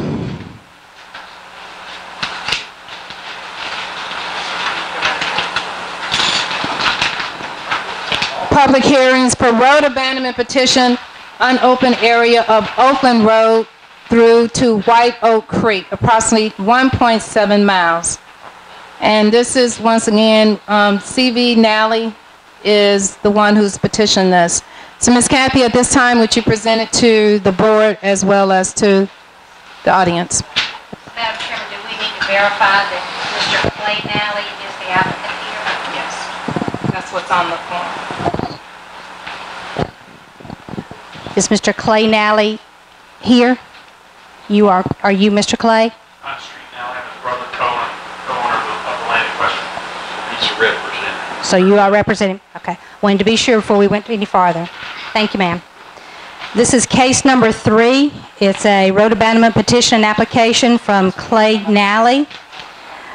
This is for a portion of Oakland Road. It begins at the intersection of Beaver Lakes and goes through to White Oak Creek, where the bridge had burned. Again, we looked at the considerations. Do all property owners who live or own property on the roadway proposed for closure agree with this closure? We do have a second petitioner on here, and that is Mr. Roy Breedy, who does have property that also touches this. Both the Nallys and Mr. Breedy are in agreement. Does the road continue to serve a substantial public purpose, or is the closure otherwise in the best public interest? Closure, we believe, is in the best interest of the public. Does the closure of the roadway create a situation where any property owner, other than the requesting party, is limited to only one means of ingress or egress. No, the current property owners are the only people that would be affected. Is the roadway commonly used as a shorter access route to other roadways? No, other than current property owners access this. The road on the east side ends at White Oak Creek, where a bridge burned approximately 30 years ago and has never been rebuilt. There are wetlands near the creek and it is impassable. You actually have a pig trail to a certain point, and after that there is no access. There were no concerns over the closing of this road. Does closure of the roadway impact the delivery of emergency services to the general public? No, the road is basically impassable by most emergency delivery vehicles on the east side. Does the cost of maintaining the road section exceed the amount of funding received from GDOT, LMIG, and other sources for maintenance of the said road? Yes, the GDOT LMIG funds received are approximately $2,023 a year. Proper annual maintenance would exceed that allocation.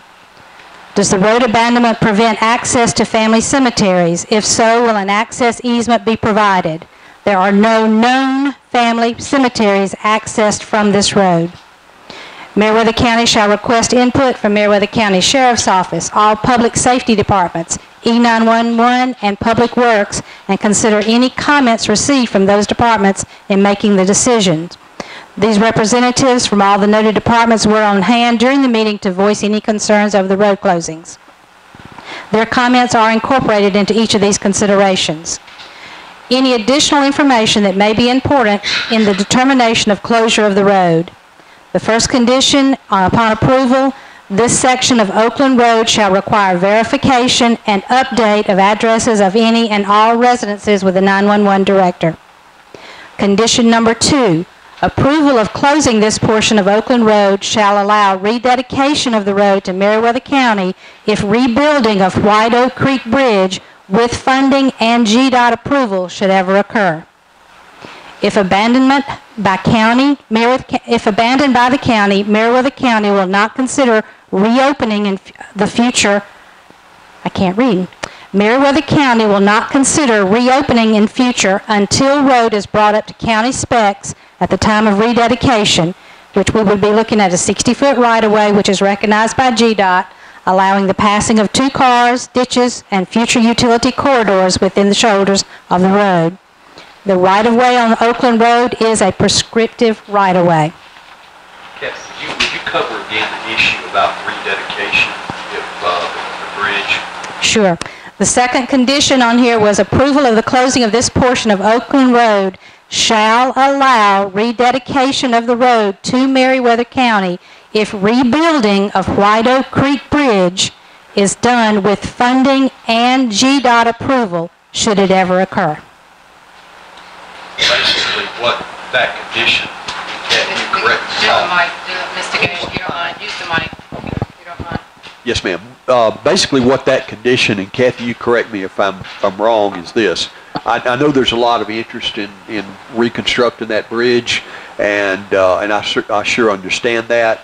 And what that condition says is that we're requesting, if the board chooses to close the road, that when and if there's a contract or work on that road begins to correct and restore that bridge, that the applicant would accept a condition that they would rededicate, not just prescriptive right-of-way, but would rededicate a 60-foot deeded right-of-way from the center line of the existing road back to Meriwether County to allow the road to be opened at that point if the bridge is reconstructed in the future.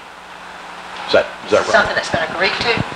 That is a condition. That is a condition if a closure is approved by the board. And we can ask you guys can ask the applicant when they come up if they're willing to agree to that condition. Okay. This is approximately 1.7 miles that is being requested closed due to lack of county maintenance, trash dumping on a regular basis. People parking at the end of Oakland presents a security concern, and all landowners want road closed. Poaching is also a problem on this road.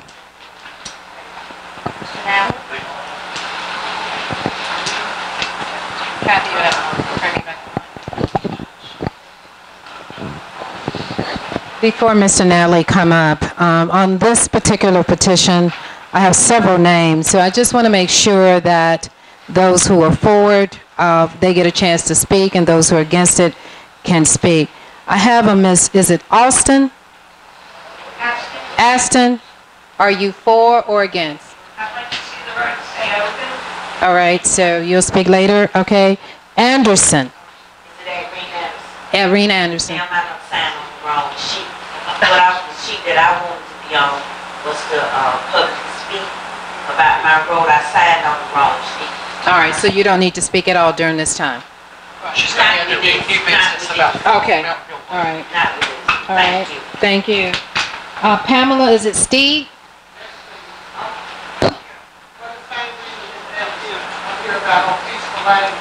Okay, all right, just wanted to make sure. I didn't want to overlook anyone.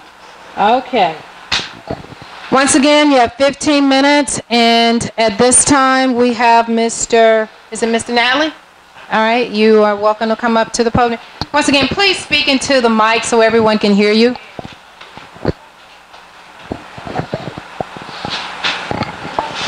Thank you. Good evening, everybody, and thank you for having us here tonight. Thank you for your time. Thank you for all the county citizens that came out tonight as well. I think it's beautiful to see Americans come out and voice their opinion. They're certainly entitled to that. Ms. Chairwoman Hines, thank you, and all the commissioners, thank you for your time tonight. I'd like to start by saying we've been landowners in Meriwether County for over 20 years. We've been homeowners in Meriwether County for over 20 years. We've paid timber taxes in Meriwether County for over 20 years. We've supported local businesses here for over 20 years. So I just wanted to say that because when we talk about a road closure, we understand the full scope of what we're asking for. And the road that we're mentioning here, as it is titled, a unopened area of Oakland Road, is truly a dead end. And that's not something that, unless the bridge that we've spoken about would be built, it's impassable. So it is a dead end road. And everybody knows what happens after dark at the end of dead-end roads. It's not a good place to be. So also on the road shared with us, Roger Lumsden has some property there as well. He's on the road frontage with us. So it's very important for us to be able to look upon what the administration has deemed in the questions that they ask, and did we pass the considerations for a road closure? And the simple answer to that is yes. All the property owners agree that it should be closed. Does the road continue to serve a substantial public purpose? No, it does not. When you go through all these questions, there is no ingress or egress because it's a dead-end road. There is no emergency services that will be impeded because, again, it is a dead-end road.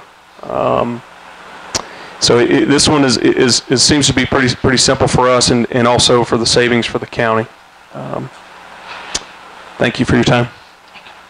They want to ask about the. I'd like to ask that question. Madam Chair, I have a question. Okay. Mr. Nally, since you heard the condition we asked about, and that condition being if that bridge was ever funded and put back in, would you be willing to give the 60-foot right-of-way to come through there? Yes, sir. Thank you, sir.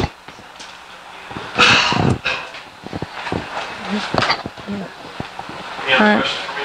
I'm assuming that would be something in writing. It would have to be in right. deed. And the money would have to come.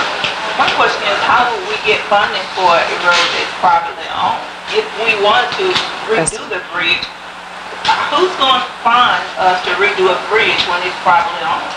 Well, you would secure it and make sure it was going to happen, and then they would rededicate the right-of-way, not the prescriptive right-of-way, but they would rededicate 60 feet of right-of-way, which then would allow you to have public access to be able to do the bridge.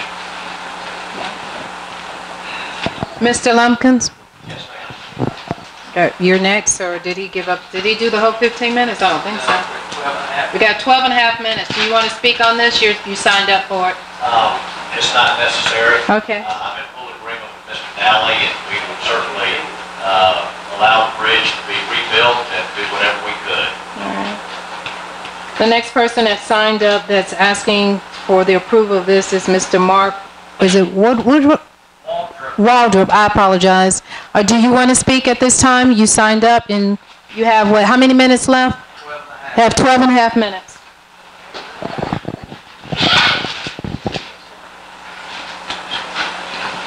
Yeah, sorry.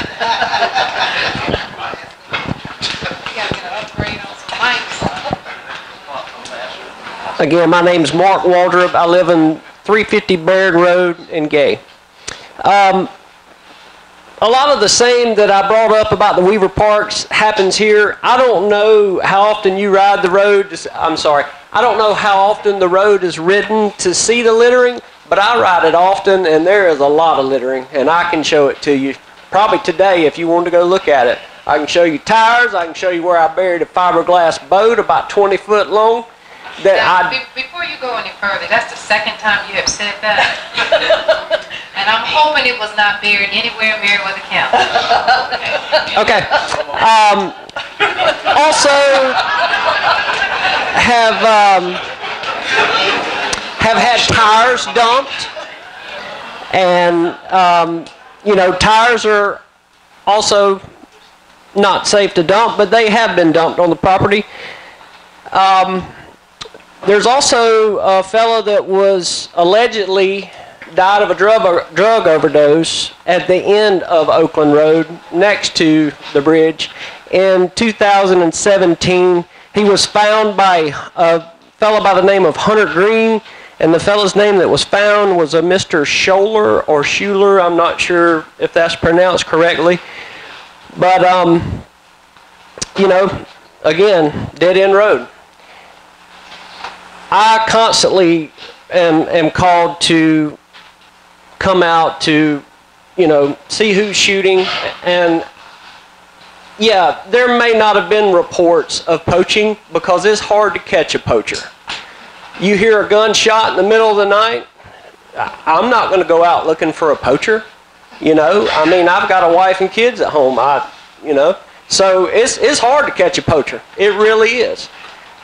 But they are there. And when you find shells on the side of the road, yeah, it does happen. So thank you for your time. Thank you. So we've heard from the applicant side who are requesting the road closure. So I'm assuming the next names on this list are those who are against having the road closed.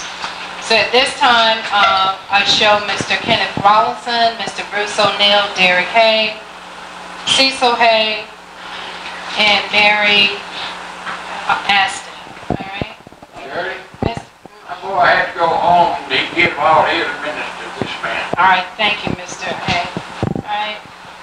Mr. Rawlinson, you're on the list first. 6 minutes. So let's see, we had altogether 1, 2, 3. That's 6 apiece? How many you got on the list? On my list, I have 1, 2, 3. 5.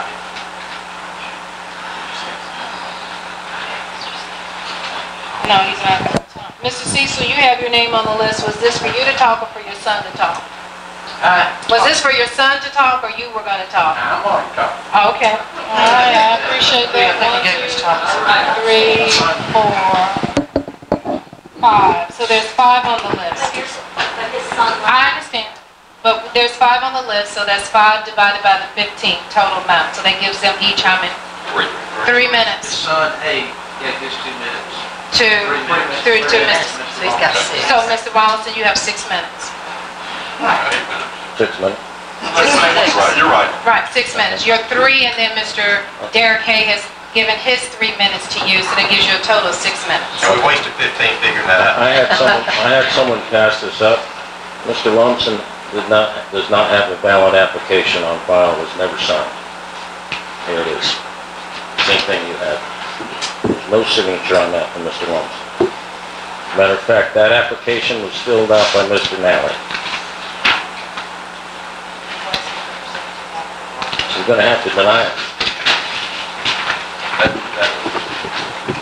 We'll have to get legal review on that. You said that Mr. Nally was representing. At the first meeting, before the board, he said he was here as the agent. Okay. This is Mr. Lumsden's, doesn't have a signature. Yes, we understand. I think Mr. Lumsden needs to advise whether or not Mr. Nally is still representing him, and then we'll refer that to our attorney. You want an opinion on it now? I see. Well, yeah. You know. Is that on this application or the one we just did? That is, That's the one that, No, we're working on that one right now. Right. Is that? that one was case number 2, we're on case number 3. I thought that's gonna be for the previous one. yeah. And y'all have already taken action. We've already taken action on it. Yeah. And I think Mr. Lumsden was here. You know, Mr. Nally was here. I think both of them owned property on the road. And nevertheless, you can assign your rights to people, and if that's something they've done, and I'm sure that, you know, that's, I don't want to speak for them, but if they've done that, I don't think it takes a formal POA to do that in this case, so they would be in a position to allow others to represent them if they make that designation. What gave you that indication? He came up and represented himself. Mr. Lumsden came up and represented himself. During the second road closure hearing, correct? I'm talking about the first road, that's the first road closure. The one we just finished. Correct. Right. That was the second one we did today. Correct. We did the first one, and that was the second. Right. We already voted on that one. That does not have the applicant's signature on it. And you said he came up and spoke himself. He did. He came up here and spoke himself, Mr. I understand, Lumsden. but he can designate a representative to represent his interest outside of today's hearing. Does that make sense? No. So therefore, his representative can sign the form saying that this is what If he has made that designation, correct. And that For instance, happens if you issued a power of attorney today to me, I could represent your interests, but you can also represent your interests. Does that make sense? Just because you give someone the ability, I don't want to hold things up, just because but you give somebody the ability to represent your interests doesn't mean that you lose the ability to represent. You're gonna be challenged on this legally. Okay, so let's go on to the next one. They've already voted on it. If you wanted to raise that, you needed to raise it before, otherwise you waive that offense. So are you're setting the time now? Okay. Okay. Okay.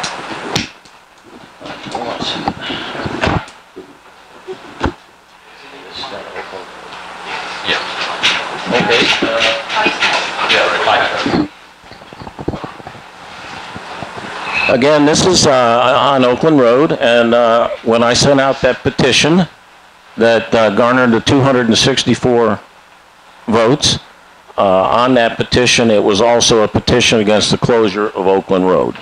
So 264 Meriwether County citizens closed it. So they'll cover that. And the filming of the road.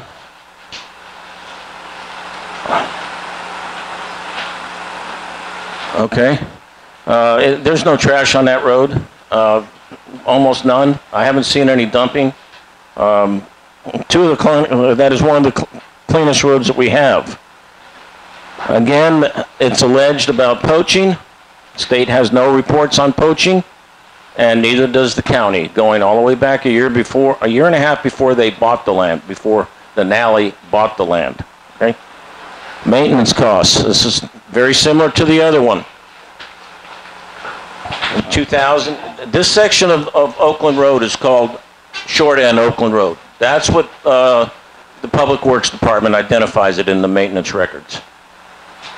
It brought in $1,800, had $1,800 surplus, had a $1,351 surplus that year, almost $600 there, $1,800 there, $1,800 there, and $1,800 there. That road is making money for the county. Okay? There's no reason to close it.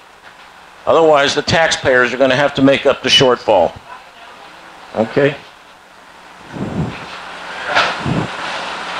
I want to just talk a little bit about the history of Oakland Road I had contacted Sally Neal, and she said that that road originates going all the way back to the Lower Creek Indians, and that it started getting county attention about 1900, county maintenance. And that would be 119 years of county maintenance paid for by the sweat equity of Meriwether County taxpayers. And that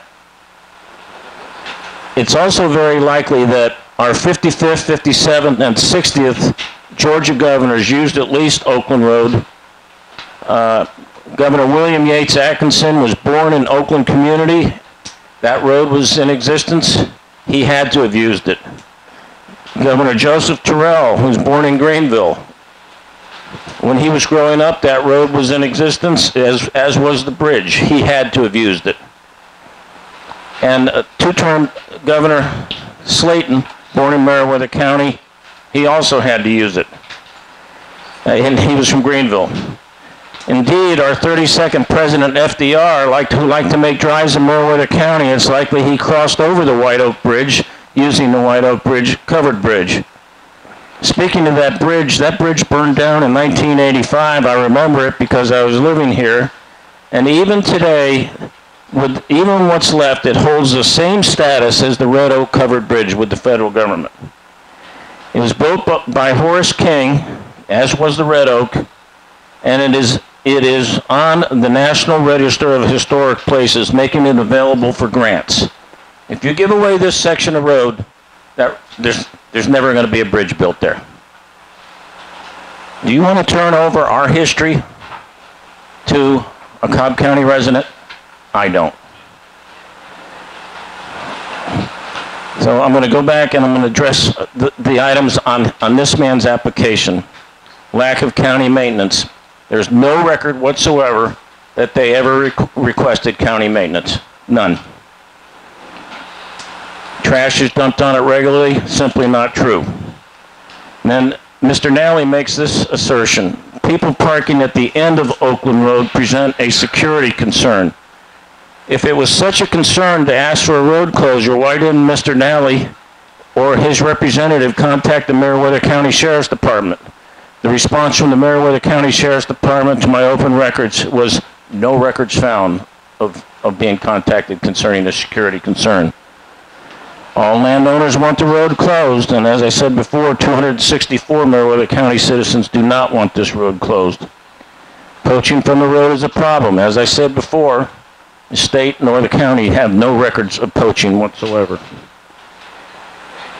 30 seconds remaining.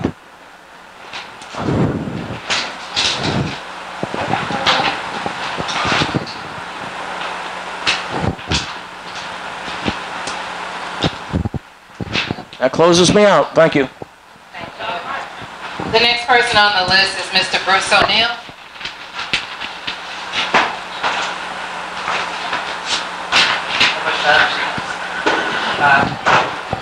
Three.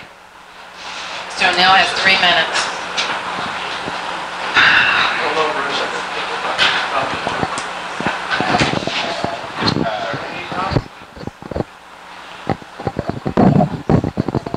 Again, I'm Bruce O'Neill, and I'm totally against closing Oakland Road because it is a historical road.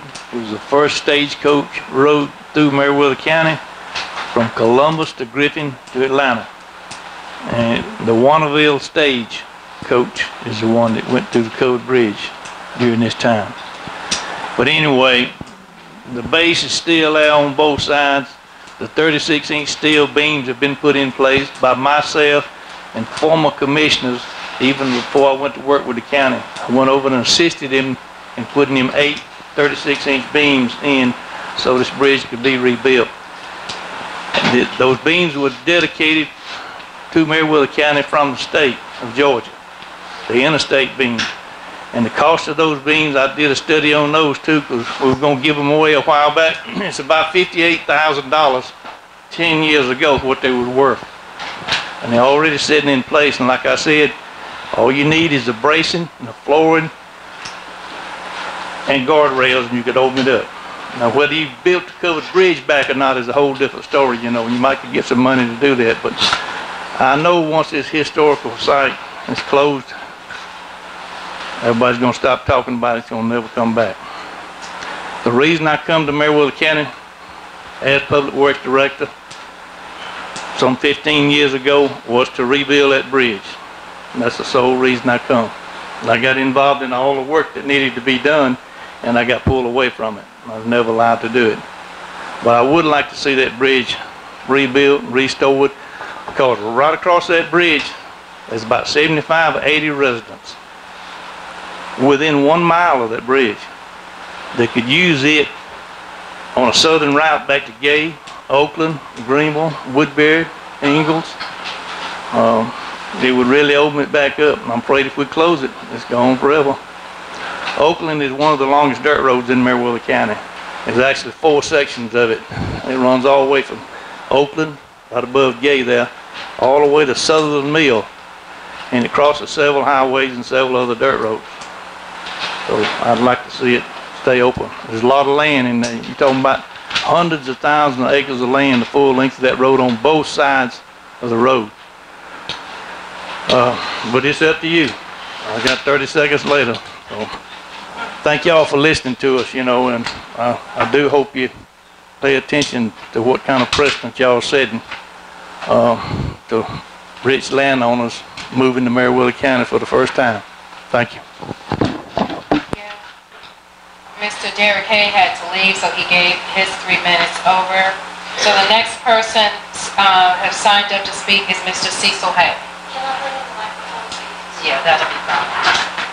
We don't want to hit his head again. I'd like to ask that lawyer over there, ain't you the one that I said, you use your dictionary sometimes, you said at times? I'm not sure I understood that. That was probably Nathan. All right, now let's get out of business. Now, Mr. Cecil, we're going to get down to business, but you have 3 minutes. I 3 know minutes. y'all got a big problem ahead of you. Okay. Do you have to own your deed, have a deed to own your land? If you ain't got a deed, you can't prove you own it, can you? Got the point. All right, as these people is voted for this road to be closed, have they got a deed that shows that certain people, it was the taxpayers' money that paid, that bought them roads, and there ain't no group of people can sell them roads or take them roads until it's put before the people for the closing of the road. This county be voted on. No other way. Because y'all have not got no deed to it. And you gotta have a deed. And I want to remind this man right here something. I believe in Jesus Christ. Them 3 ladies up there, his ladies, they ain't got it. Because my Lord was born to perform. Alright, is there anything else y'all want to ask me? Now, you have 3 minutes. Am I been out of order? Did I ask you a good question? I'm not supposed to comment unless I'm asked to You leave. gotta have a deed. I don't care what nobody says, or organization or nothing. If you ain't got a deed, you can't say we're gonna do away with it. That goes for the county manager too. Because the people is being done wrong in this county, trying to close roads. All right, Dick, what was Jesus went to the cross for? How'd he go? Deceived. 30 pieces of silver. Huh? Sure. She meant that's good. All right. So, Mr. Cecil, you have 30 seconds. The Bible teaches you that there'll be people in there that'll try to buy you out when you book that meeting for them. In other words, taking money just like Jesus. That man, I can't think of it. Anyhow, y'all got to show a deed that y'all own. Thank you, Mr. Before Cecil. y'all can make a ruling that on your clothes. Thank you.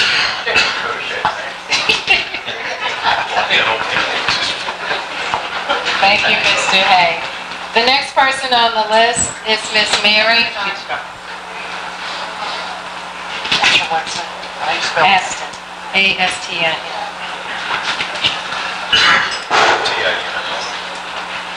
A-S-T-I. A-S-T-I. How do you speak the last? ASTIN. Yeah, you have 3 minutes. I know a lot about teaching. I know a lot about chickens. I know a lot about eggs. I didn't know anything about this meeting till I read it on my page on the computer. And I'm glad that they're being posted because I saw the agenda. I first found out about this, Mary Aston, 126 Caroline Court in Gay, Georgia. First found out about this over a year ago. Never heard another thing about it. Replied to it. Do not want it closed. I've lived in Oakland Hills subdivision for 7 years. I have used that road to go the back way to the fair to get there on time to work. Others have used that road. Recently, some of our neighbors have been down that road and say someone's been dropping rock in there to make the floor more substantial. I know the woes of roads in Meriwether. I understand. So we haven't said anything about fixing that. I don't know about the bridge. It's not falling down that I know of, but I don't know. What we need is that road fixed eventually.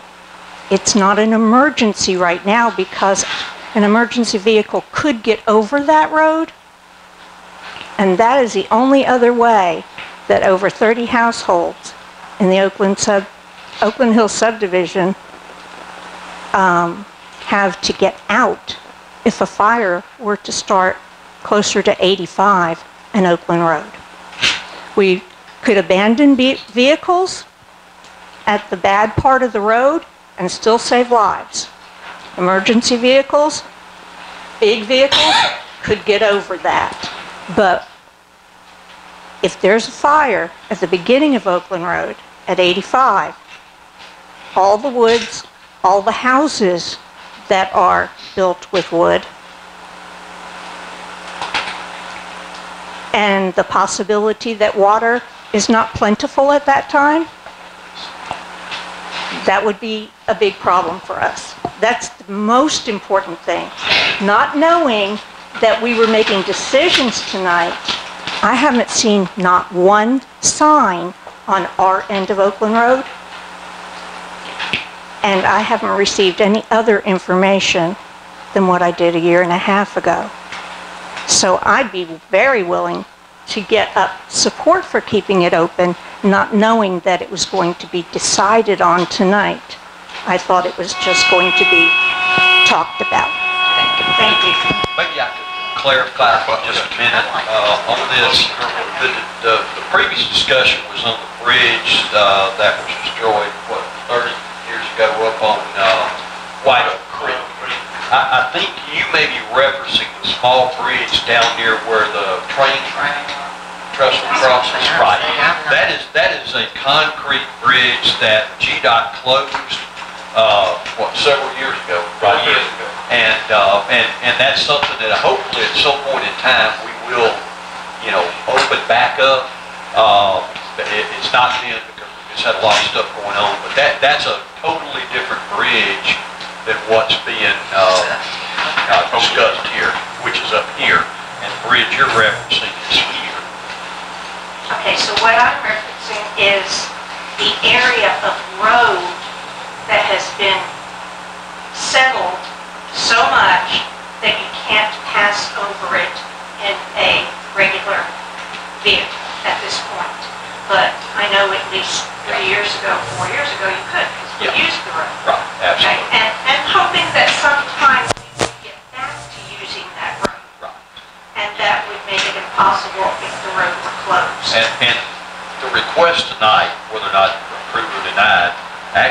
impacts a section of roadway that if that were repaired, you would be able to still come up, go up Beaver Lake and come. Okay, so the bridge that you're talking about is one that I don't know about. That's right. Okay, all right, so we're not worried about the north end of Oakland Road before Beaver something. Beaver Lake Road. Lake Road, okay. So between where the road is at and the trestle bridge and Beaver Lake Road is not a problem. That's not up to be closed. No, no. And if the bridge there is, when it's repaired and restored, you'd be able to come up and go through and then go on to Beaver Lake Road, or if To the right. to the left. To the left, toward 85? To the left and right. To the left and right. Okay. To the left and right. Yeah. Okay. Good, I was a winner and I didn't even know. Thanks for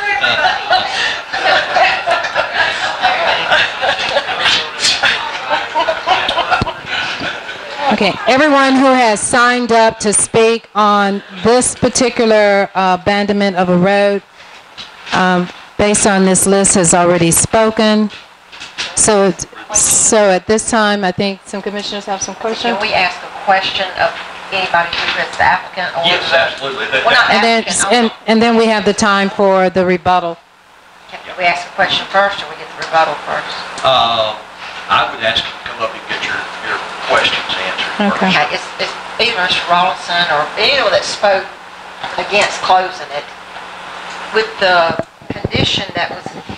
condition that was mentioned about reverting that land back to the county should funds become available for the bridge, does that make any difference, in your opinion, as far as the closing of this road? Either one, it doesn't matter, whoever. No, it doesn't change my opinion on it. I don't believe that would happen. I think once if this road gets closed, all the wheels will be in motion, and then this won't even take place. There'll be substantial changes made, and that'll just be something that... But I mean, if it's a part of the condition, if it's a legal part of the condition, because if I'm understanding it right, there's a portion of the road that leads up to the old bridge now that's not a road anymore. Is that correct? I mean, it's not passable. Is that? It's a road. It's covered bridge road. Drive right to it. Did we have a picture of that? Can't access. I mean, do we have a picture up to the point where you can't go through? That's what it means. Yeah, I can show you the picture of it on this map right here. You can get to the bridge, you can't get over. Yeah, I know you can't get over the bridge. But you can't get right to the bridge. You can't, what we've been told, you cannot get up to the bridge. Years ago, I tried to go there, because I was looking at some property on Oakland Road, and it just kind of, the road almost just ended, and I couldn't get it. It's over. This is Oakland Road. That's the road in discussion. It goes on up to the bridge, but it's also referred to as Covered Bridge Road from this intersection, from Weaver Parks to the bridge. That's the part you're talking about right there. It goes by two different names, either Oakland Road or Covered Bridge Road. So that's the portion right there. And no, I believe that if you turn this road over with the buildings that they're doing here and the excavating that they're doing there, this will just be a foregone conclusion that it's not going to happen. I think what you guys were looking for was to see if you had a visual of how the road looked. Yeah, that's what I mean, we had video of the road a while ago, I just didn't, Well, I don't know where it stopped. considering that the bridge has been closed for 30 years, I'm sure that area has grown up to some degree, but, probably as much access to it. All right. Does anyone else from the board have any other questions they want to address? Because at this time, the applicant do have their 3 minutes for rebuttal.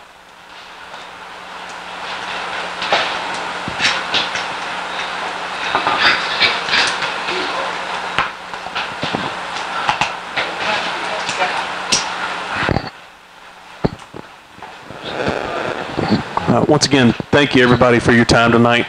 We appreciate everybody coming. We appreciate you having us here tonight. In light of what was mentioned earlier, we actually supplied a poaching report from the county, from one of the game wardens, from our property. So the mention that there's not poaching on the property is not accurate. That is in public record. I'm not sure how that couldn't have been found. The road care is going to be a consistent issue. When they mention getting to the bridge, it's a mud bog down there that you can't get to with a four-wheel drive truck currently. And it's not something that is safe for any county member to attempt. We're only really closing a fraction of the road because it is a dead-end road. So this is not something that is substantial for the county. We believe it's a safety issue for the county. So again, thank you for the time, and everybody have a great night.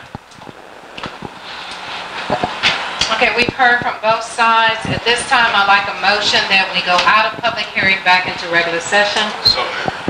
Is there a second? Okay, there's been a motion and a second. We go back into regular session. At this time, I'd like to call for a vote. All those in favor? Motion carried. We're back into regular session. At this time, I'd like to have a motion on the floor regarding the abandonment of Oakland Road.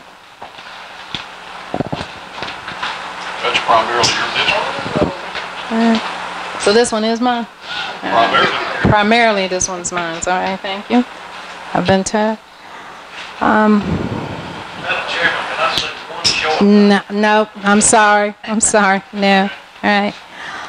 I'd like to make a motion at this time that the request to abandon Oakland Road through to White Oak Creek is 1.7 miles be denied. Is there a second? Okay, there's been a motion and a second. At this time, is there any discussion? If not, I'd like to... Okay. Thank you. I know we're talking about where these roads have a purpose, but this road's different to me. I'm just saying it's to the commission. This road is different to me. Whether this bridge is operable now or not, it is a part of our history, and I feel differently about this. I understand you can't go across it right now, but we do have a subdivision on the other side of this bridge. Whether it's ever built back or not, I mean, I don't know whether it will be or not, but I just want to say this is really to my fellow commissioners. I see this one as a different situation.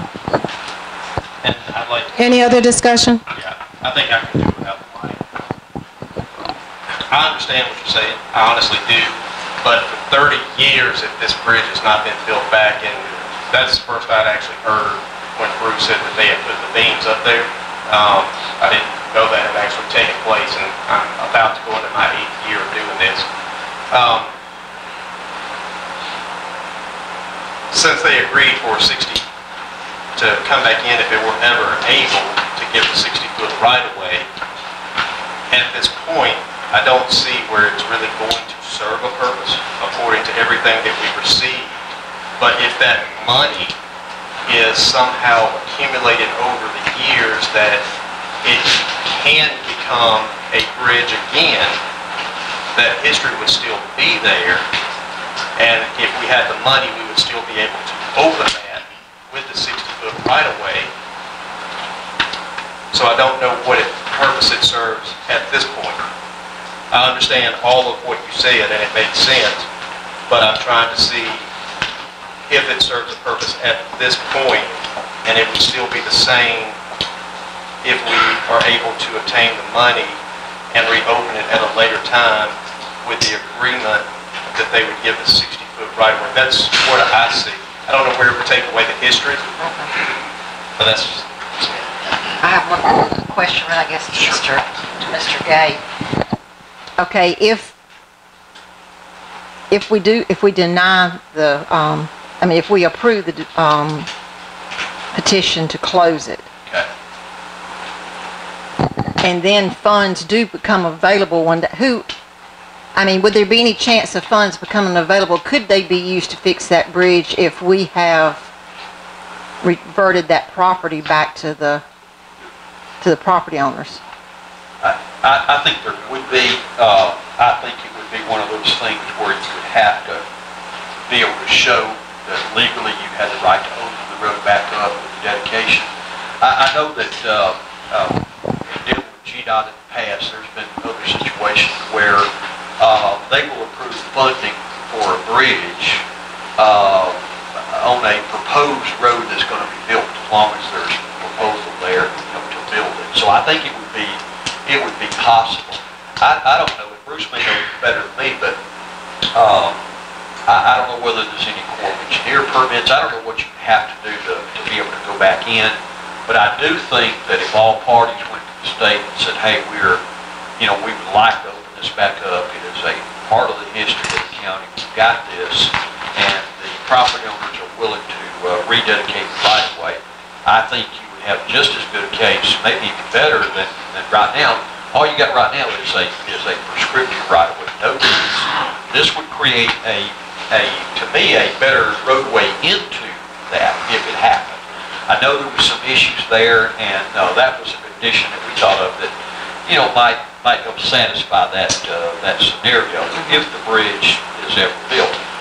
It's been out for 30 years. I don't know what the odds are of doing it. I do think that you could, though, get funding if you knew you had the dedicated right-of-way to make that happen.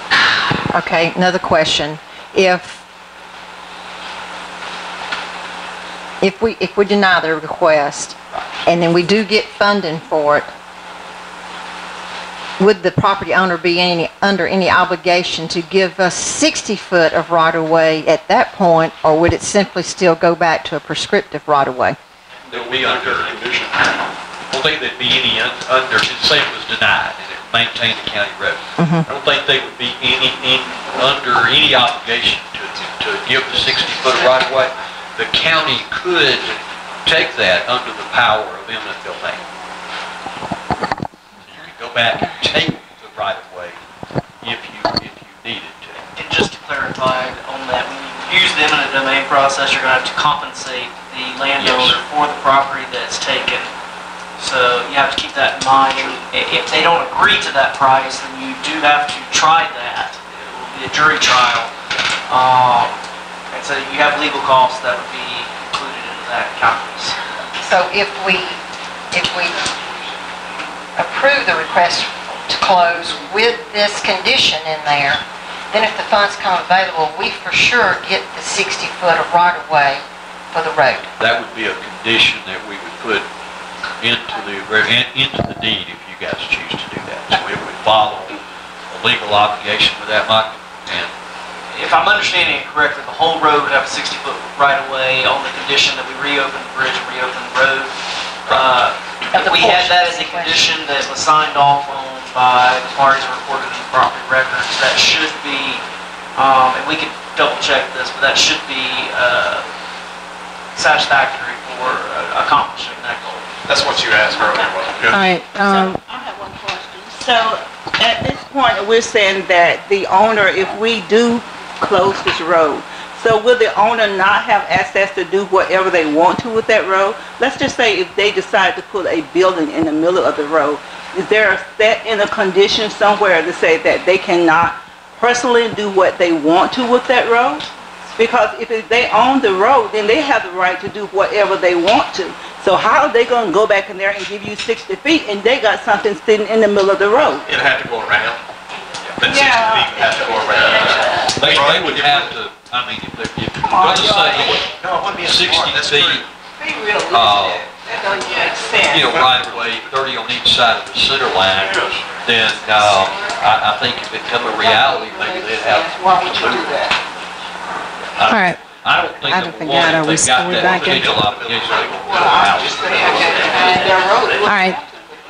Once again, I don't want to hit this, but let's everybody come together here, because I hate to admit, I don't even know if I'm back in regular meeting. I'm public hearing. I think I'm in the regular meeting. We're having a discussion at this time, and if help me, Beverly, didn't we have a motion on the floor? And it has been a second, so we're in the discussion time. We haven't voted yet. I do want to comment, and then Commissioner McCoy.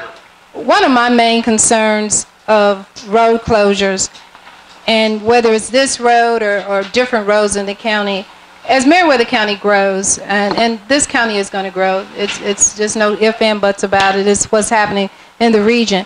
One of the things that we just experienced with this flooding and rain, we had a lot of roads to wash out, which made it very difficult for a lot of people to have access to get out. I'm not an engineer, I'm not a civic engineer, and when these roads were cut, I'm sure it was done with the thought of making sure people have means of getting out in case of another means was hindered, whatever that case may be. I think it does kind of disturb me a little bit to know that we're constantly making less means of people having access to get out. I understand it may not be used right now, but just looking at the fact that all those homes on that end, at some point in time, should have had an ability to use that road. For whatever reason, that bridge was never fixed, or whatever reason that road was not maintained. It's sad to say that these citizens have never had another option as far as getting from one area of this county to the next, even though they do now. I mean, even with Mount Carmel Road that has been shut down due to the rain, it has been a hardship for people in that area trying to get around. So it does kind of concern me that there have been a lot of roads closed in this county. And once again, just looking at how we're going to grow and have accessibility to things. But that's just my personal opinion. I understand Commissioner McCoy wants to make a comment, and I'll leave it over to him at this time. I probably won't need that. Y'all can hear me pretty well, I assume. The first question I asked Mr. Nally, and we'd already been looking ahead here, would you be willing to give a 60-foot easement if and when the funds came available and we could restore the bridge or rebuild the bridge? And I believe you told me yes. Yes, sir. That's what I heard you say. We agree to that. And also, to mention, I think there's mention of us making a building in the middle of a road. That's not something that we don't do or ever will do. That's not something. And I understand that. And I think the other thing, I too remember the history well, almost 30 years ago when the bridge burned. Yeah, we were very sad. And we went around saying, who could do such a thing? I mean, that was what was on everybody's mind. But the fact is, it did burn. The fact is, it's going to have to be rebuilt at one time or the other. So, to me, we're moving down the road. Even if we close this part of Oakland Road, there's always a possibility we can get the bridge rebuilt. That's what I'm listening to. And I do want to make another comment. And I know we're taking up a lot of time, but I think this may be a little beneficial. Just a couple of meetings ago, we actually spoke about, and I think it was your district, the subdivision with the dirt road and doing things with it. And what we spoke about is, if there are companies that want to come in and do subdivisions, if they want to do businesses or things like this, what we would want to do is to have them to come in and create a better road to access these new businesses or these new homes. So in all actuality, if we look at what we're thinking about doing for the future in reference to that, I do think that if we have subdivisions come in and we had, I'm not one to mince words, but I'll do a crappy road, now versus something that comes in and we can have a better access road for those people coming into the county. I think that may be the way to look at this, because there's always a way to have a road. Yes, it does take away something. I don't want to take away the history. But if we have companies and subdivision builders come in that want to do this and have that type, then we can probably have a better access road to that area. And that's already been in discussions with this board. I just thought that may help some people's thoughts. I guess the only thing I do want to get some clarity on, and maybe the attorney, the land is constantly sold and resold. So the question is whether they own it or who else own it 20, 30 years from now. Can it be noted in the deed that in the event, because one of the challenges that we have in this county, and I don't want to bring up ugly things, but we're in situations right now where we don't have deeds that states what you can and cannot do.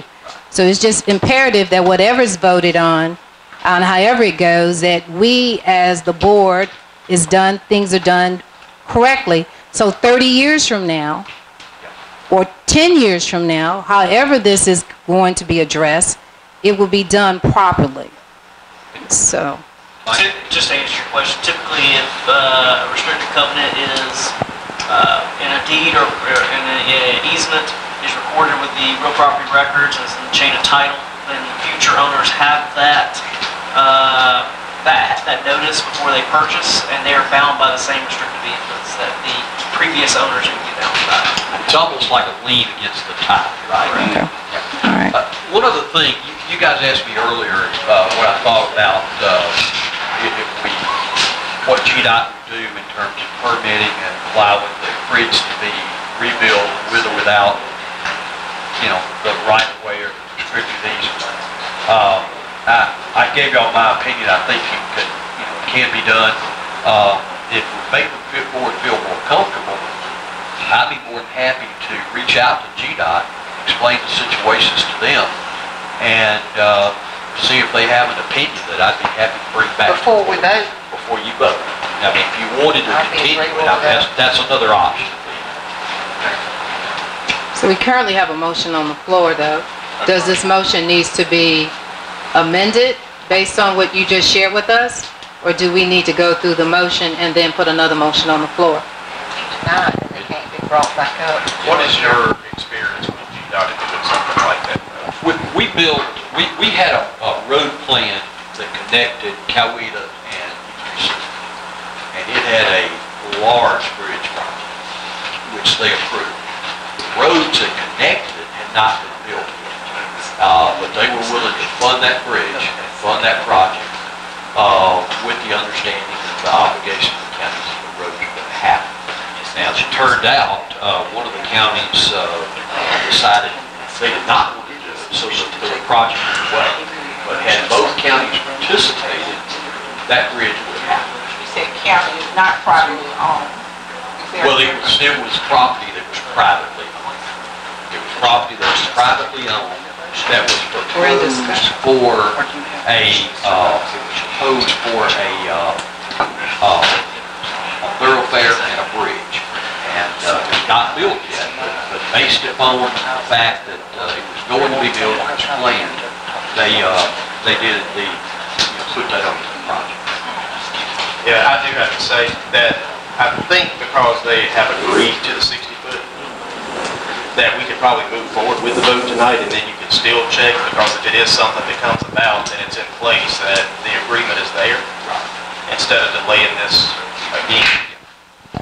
It's up to you. I was just going to offer that. I'd like to know what GDOT says. Okay.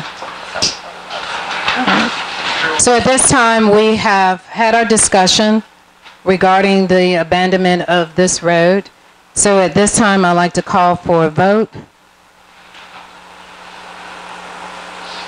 Excuse me. I apologize. I'm just trying to get my thoughts. We've had so much discussion here. Beverly, can you help me out a minute? You've got a motion and a second. To deny. Okay. So the motion on the floor is to deny, and it's been second. At this time, I'd like to call for a vote. All those in favor of denying the closure, you can signify by raising your hand. As in when, anybody oppose? I'm opposed. I'm opposed. All right. Motion carries. Okay. Thank you. We still need to go forward with a motion. And we need to have a motion for...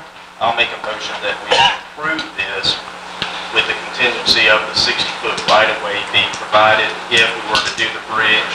And I think they've already agreed to that, so I'll put that motion on the floor. All right. Let me get clarification. We had a motion to deny the road closure with a second and 3 votes in favor of denial. Yeah. So it's been denied. Yeah. It's over with. Okay. All right. Ladies and gentlemen, this has been a long night, and we still have several things to cover.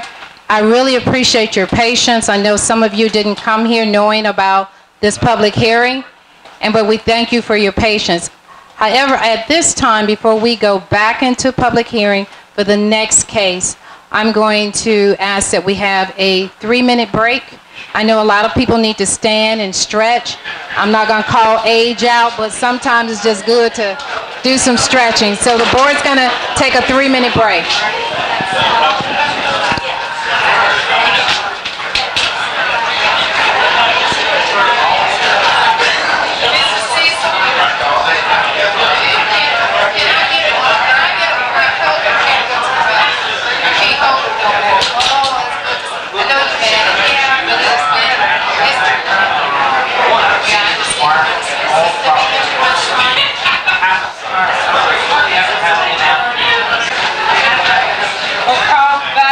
Board of Commissioners meeting. Calling everything back to order.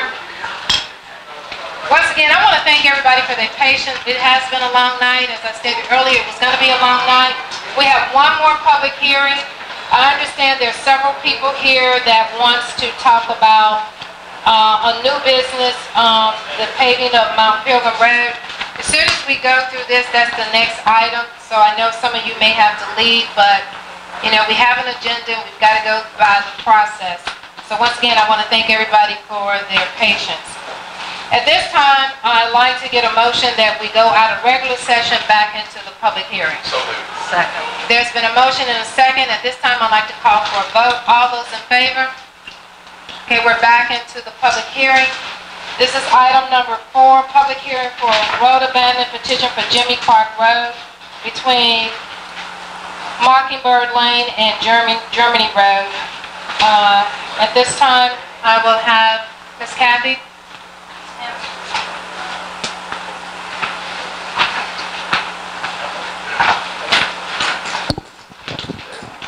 Okay, we have application number 4 for the closing of Jimmy Clark Road from the intersection with Mockingbird Lane and the intersection of Germany Road.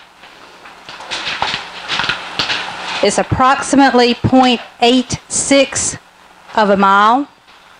The considerations were covered in the meeting.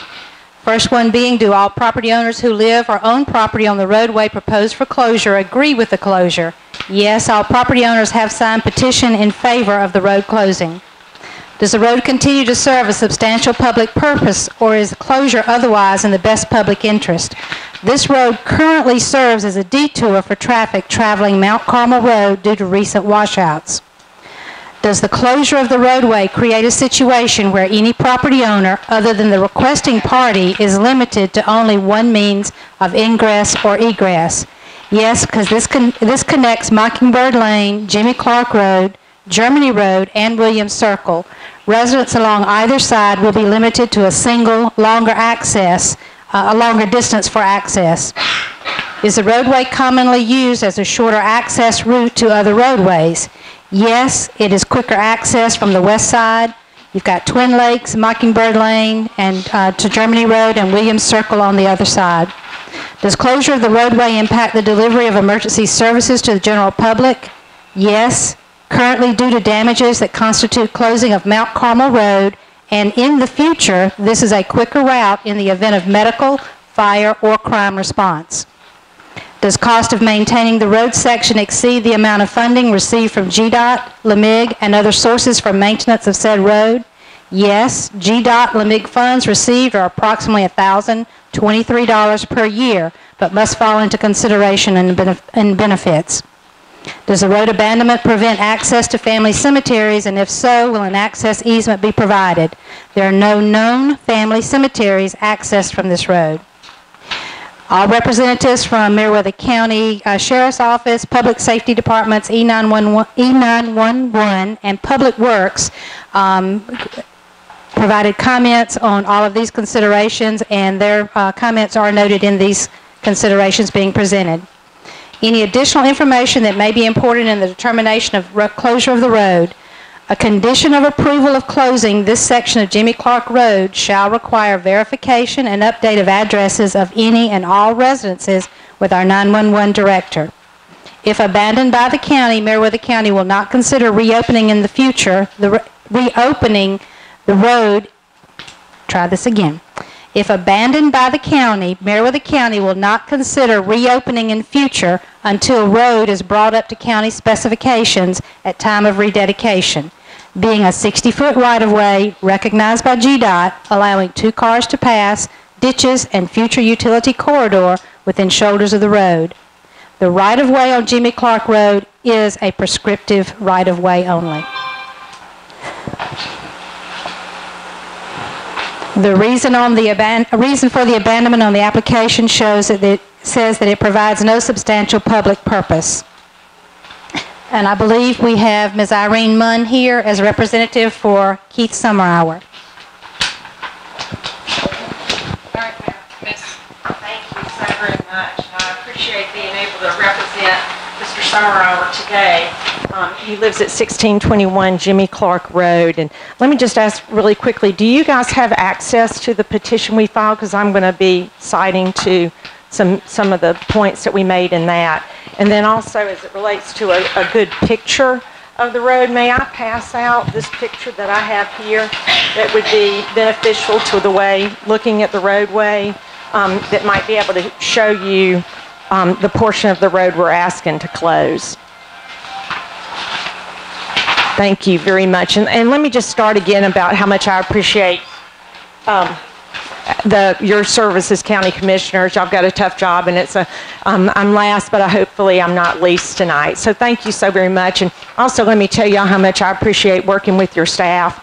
Specifically Beverly and Kathy have just been very helpful, and you should be very proud of their work and their professionalism. So I appreciate that very, very much. Let me just tell you a little bit about Keith. Again, he's at 1621 Jimmy Clark Road. He's an architect. He went to Auburn University. He grew up in South Alabama, and he purchased the property here in Meriwether County over 10 years ago. He is putting together parcels of land. So if you can, to establish now, he's got about 600 acres. And if you'll look at this map, or maybe Kathy's going to show the other map, and I can not hold a microphone and show this. I don't know if that's as good as this one, but you can see the portion where I said portion of the road to be requested. Keith owns both sides of the road there. So that road that we're asking to be closed actually now bisects his property. So he owns everything, and he owns that down to Flat Shells Road. And then on the other side is Wildlife Management. WMA is on that other side. So that gives you a feel for where his acreage is. He definitely intends on coming here upon his retirement. He spends every weekend here, and he also is currently building a home for his parents to move here. So they're intending on becoming Meriwether County residents. I appreciate Mr. Gay's discussion about the legal authority of the prescriptive easement. I've spent over the last 2 months learning more about county roads than I care to know about. And I appreciate you guys hearing his discussion about the fact that the county does not own the roads. It is a prescriptive easement. So if the county doesn't own the road, Keith owns that road. He's paying taxes on that road. And I would suggest, as I'm talking to you today, he might have liability issues as it relates to that road too, because of that ownership. There's one other legal issue I do want to bring to your attention. As you guys are balancing this idea of substantial public interest, that is balanced against the rights of the property owner. There is a case, I just want to cite it really quickly. It was out of Bartow County. The Supreme Court in 1991 ruled on this, but it's used regularly up till today. And that specifically says that although a local government may acquire public roads through several means, a local government has an obligation to work with property owners to allow them the highest and best use of their property. So as you guys are really thinking this through, I want y'all to keep that in mind, please, as you consider this our petition today, and think about, substantial public interest versus the rights of Keith as this property owner and the road bisecting his property.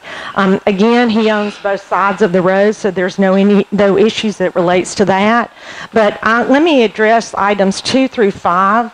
Which Kathy articulated about the concerns of your of your county department heads and emergency vehicles. And let me start with the emergency vehicle issue. While they said that it is a quicker access, with all due respect to your emergency responders, just a simple Google search demonstrates to you that it is not a quicker access to use the dirt roads. The quicker access is the paved roads. And if you'll turn into the maps that are in the petition, we actually did that Google search for you to go from fire EMS to the property directly across from the end of Jimmy Clark at Germany. So thinking that there's a fire at that location, what is the fastest way for emergency to come from Gay to that location? If they travel on the paved roads, it takes them 6 minutes. If they use any of the dirt roads, you see those two maps under them. They're kind of small, but you can see if they turn and go Mockingbird to Jimmy Clark, the one we want to close, that's going to take them 11 minutes. That is a 5-minute difference that I would suggest that any emergency responder that would be going on a dirt road as opposed to using the paved roads is going to have some liability issues about being there as fast as they need to be. And this is true when you're doing a Google search for any of this or a map search as it relates to the quicker way of getting to locations. I also at the bottom of that did the fire rescue trying to use Twin Lakes. Again, it's all dirt roads, and that's an even longer distance for 12 minutes. The next page in the petition, we demonstrated that by traveling from the sheriff's office down to that same location. Again, traveling on paved roads is the quicker access for any emergency vehicles, and I would suggest again that traveling on dirt roads that causes that to be slower would be a concern as it relates to the quicker access. The other issue I want to bring to your attention as it relates to the individuals who might live on Williams Circle or on Germany Road. Again, a very simple Google search. If I put one address, 1774 Williams Circle. You don't have that because I didn't address that in the petition, but I did do it here to come tonight. And also, if you're aware of Germany Road there, you guys have recently paved Germany Road up to Williams Circle. So any of those property owners, as they come out, they're going to travel on a newly paved road to access Gay or to also to get to Flat Shoals Road. Again, it is a quicker route, a 6-minute versus if you're going to travel the dirt roads, that takes a 13-minute drive. So the idea that your neighbors there on Germany would be wanting a quicker access, the paved roads are clearly what that quicker access is. And I hope that you will consider that as you look at this petition. And then let me talk about the detour issue. And I appreciate very much, Chairman Hines, that you talk about how the importance of making sure there's always a detour. And obviously that is important. And I even went today before I came to make sure I was correct about this. When you look at the Mount Carmel Road, there is 2 signs up on either side of Germany as well as Jimmy Clark. Again, if you look at the map, you'll see that. There is a detour sign there. That is the only signage that's up as it relates to how to get around that road, the road washout. So if you're coming down Germany, again, the faster way for you to get to Gay is not going to be to turn on Jimmy Clark. And there is no detour sign there to even say that this portion of Jimmy Clark is a detour. There is no signage whatsoever. So any individual coming from the north traveling on Mount Carmel, the fastest way to get to Gay, assuming that's where they're going, is to come down Germany, get to the paved road portion, and then come into Gay on Flat Shoals. And then the other issue as it relates to Mount Carmel going north, again, there's signage to tell you to turn on the portion of Jimmy Clark Road that we are not asking to be closed. that portion of Jimmy Clark will remain open. And the public use of the detour, Madam Chair, that they still can have access to, I think is twofold, and I think you should consider this. One, they can turn on Jimmy Clark and they can come down, use Mockingbird to Flat Shoals, and then go up Germany to get around. The other suggestion that I would have would be to put a sign at Gay to say no through traffic through Mount Carmel. Your fastest way of traveling is to be on Flat Shoals, a paved road, to Germany, a portion of a paved road, and then get to Mount Carmel. So when you think about the public interest and what the county could do to better serve the public interest by putting up a simple sign to direct that traveling, then that truly is the way of making sure that that detour is there and appropriate. But even if you close this road, you are not losing any detour at all. The public might have to travel a little bit further, but again, on Mockingbird, but again, that simple sign to say go Flat Shoals to Germany is truly the best way of handling that.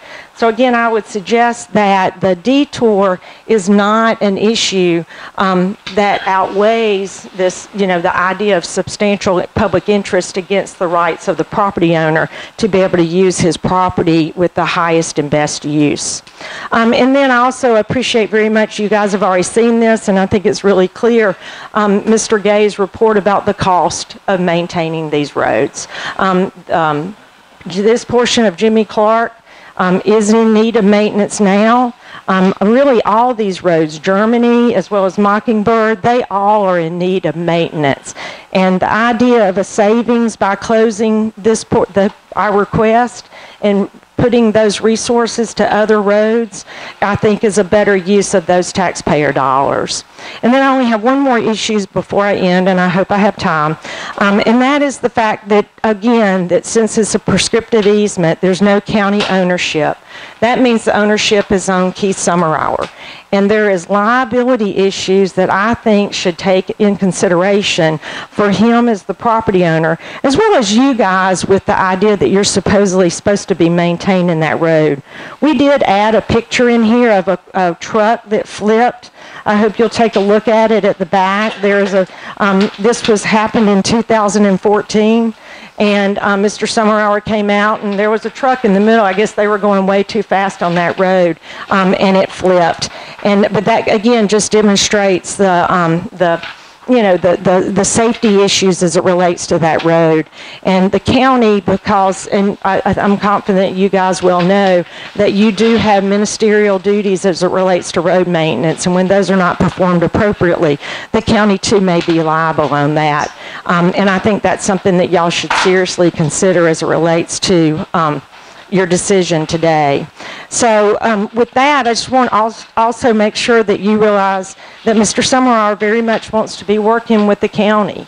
And if there is a reason for emergency purposes, if you choose to close the road, which I hope you do, and there needs to be access for emergency reasons, he would be more than happy to work with the county to make sure that that access was granted. And obviously for emergency purposes, it's going to be on his property, and emergency vehicles have access to property to come on when there's emergency purposes.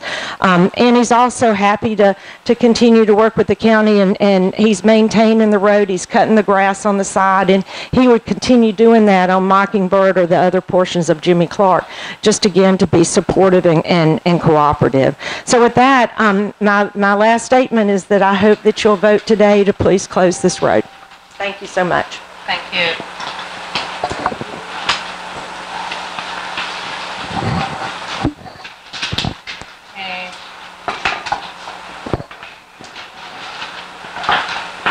I do have some questions, but I think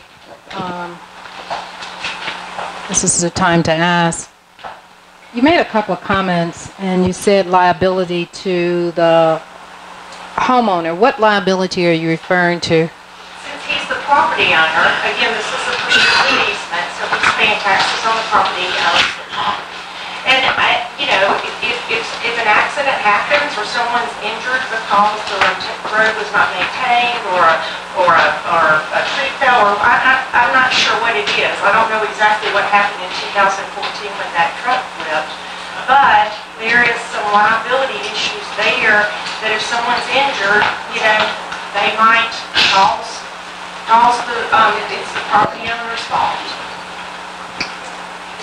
I guess I do want to ask the attorney to elaborate on that. I mean, that is, I'm not questioning what you, well, I am. I just need clarity. So we have a lot of prescriptive right-of-ways in this county, so just help me understand what does that mean. So if someone currently goes down that road right now and a tree fell and they in an accident, so how does that liability falls on the landowner versus the county, or does it go both ways? And we'll be happy to do more research on this. My general first thought is that the liability is on both parties. Okay. Now, the county at times has sovereign immunity. Sovereign immunity, right. Now, whether or not, as Ms. Munn said, it's a ministerial action, which sometimes eliminates the sovereign immunity waiver, is something I'd have to look into a little bit more.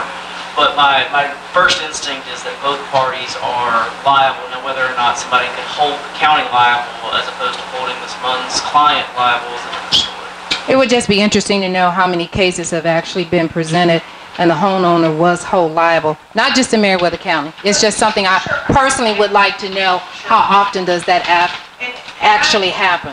Well, and again, I'm going to talk about your wonderful staff. I think Mr. Gay is very smart to say that it is not a wise decision for you guys to continue building out roads using prescriptive easements. And when the county does have right-of-way, then you own the property. Then obviously you do take a responsibility, but the prescriptive easement, there's a balance there that I think you guys really need to consider. And the law asks you, or really tells you, you must consider the rights of a property owner for their best use of their property. Does a prescriptive right-of-way, is it determined by amount or number of years of use? That's correct. I believe, number one, it has to be adverse. Now, we're really going to have a fun time talking about the legal authority of prescriptive easement. But yes, there has to be adverse use.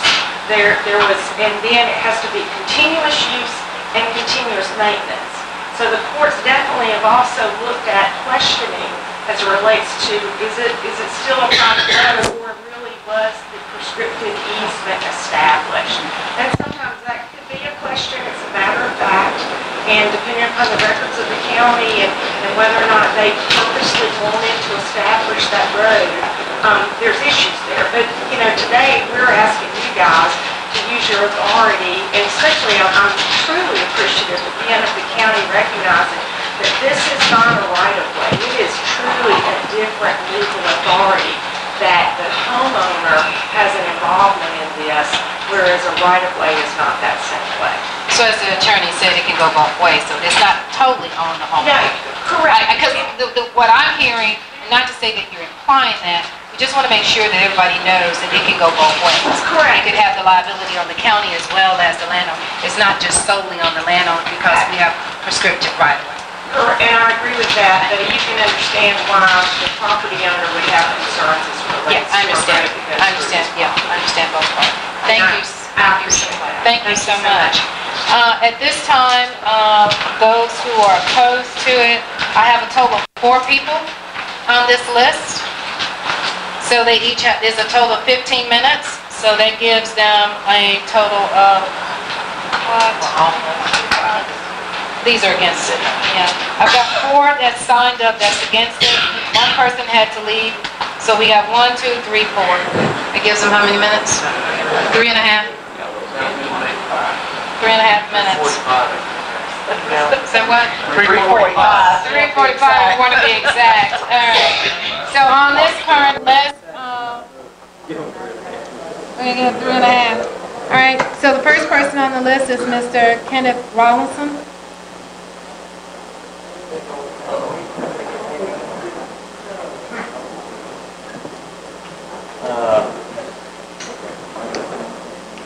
One microphone, please.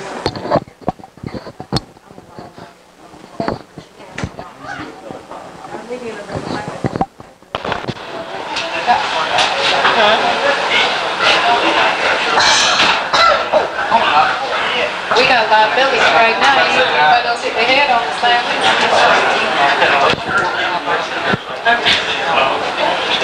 I don't need to tell you. That's what My name is Kenneth Rollinson. I live on Mount Carmel Road, a short distance actually from this detour. I use this detour every day. Mr. Summerhour appeared before the commissioners in March of 2017, and at that time he made many of the same claims he's making right now, but he failed to substantiate a single claim that he made. Not one. And he's making the same ones, but you know, times have changed. And one thing I see that's going on here is either he or his attorney is really is issuing threats, liability threats. I don't think Meriwether County citizens like to be threatened. I definitely don't. Getting on to this, the application says that Jimmy Clark Road provides no substantial public purpose. Well, this is a substantial public purpose. People all in the Mount Carmel area and everything are using this. Without this, we would have to go north and then up to Alvaton. And you know what my wife is going to do when she gets to Alvaton? She's not going down to Ingalls to shop, which is what we're doing now with this. She's going to Publix. We're keeping our tax base in Meriwether County, but we use this and we shop at Ingalls. But you give her an opportunity to go north, she's going north. So this is an important throughway for us.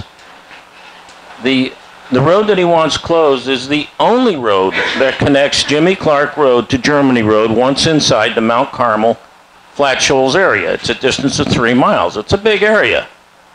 And with ever-changing situations with law enforcement or fire, you have to be able to transition between those two roads. Because what could be a small fire, if you have to go out to Mount Carmel and approach it from the other way, could be a gigantic fire. So that is an important crossroads in that area. The Postal Service continues to use that road on a daily basis. I've spoken with Jody Pudsnick, the postmaster, and she confirmed that it's in use every day. They want to continue in use every day. And having this thing open is important for law enforcement situations where they can make transitions. It's say in a case of a fleeing felon or a suspect. This is something that amazes me. The distance from that address that they give, that they keep citing, if you go to fire station number 6, if you go from that address out to Mount Carmel Road and up to the fire station, it's 5.5 miles. If you go from that address through the road he wants closed and up Twin Lakes Road, it's 2.9 miles. And if you use that address and go out Germany Road to Flat Shoals Road, it's 3.5 miles. And what's important with this is when we get a 24-hour manned station, 24/7, insurance companies are going to look at one thing, the distance and whether or not you got fire hydrants. The further away you are, the more your insurance premium is going to be. 30 seconds.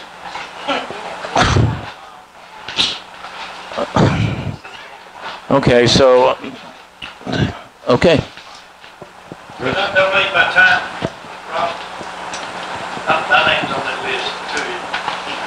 Yeah, you can. You're the next person on the list. I had how many minutes? You had 3.5. You want to give him the whole? Yeah. 3 minutes. Okay. You'll need 30 seconds. Okay, this is an example that just blows my mind. This is some of the nonsense that Mr. Summerhour has asked. He includes a very small map with this application, which is identical to this. You can't read it.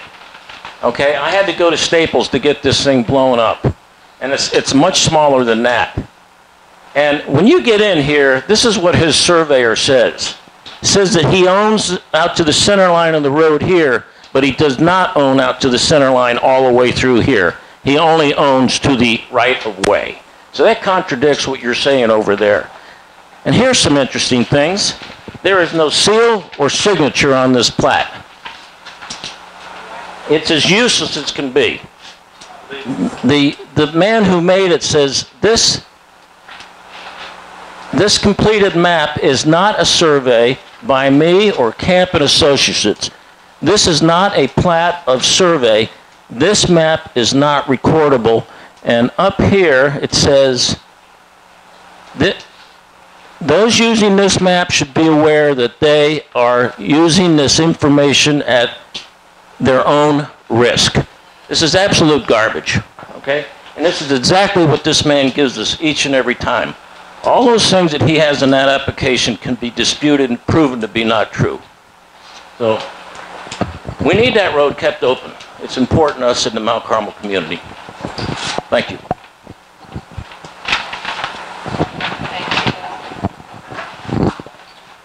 Did you waive your hometown?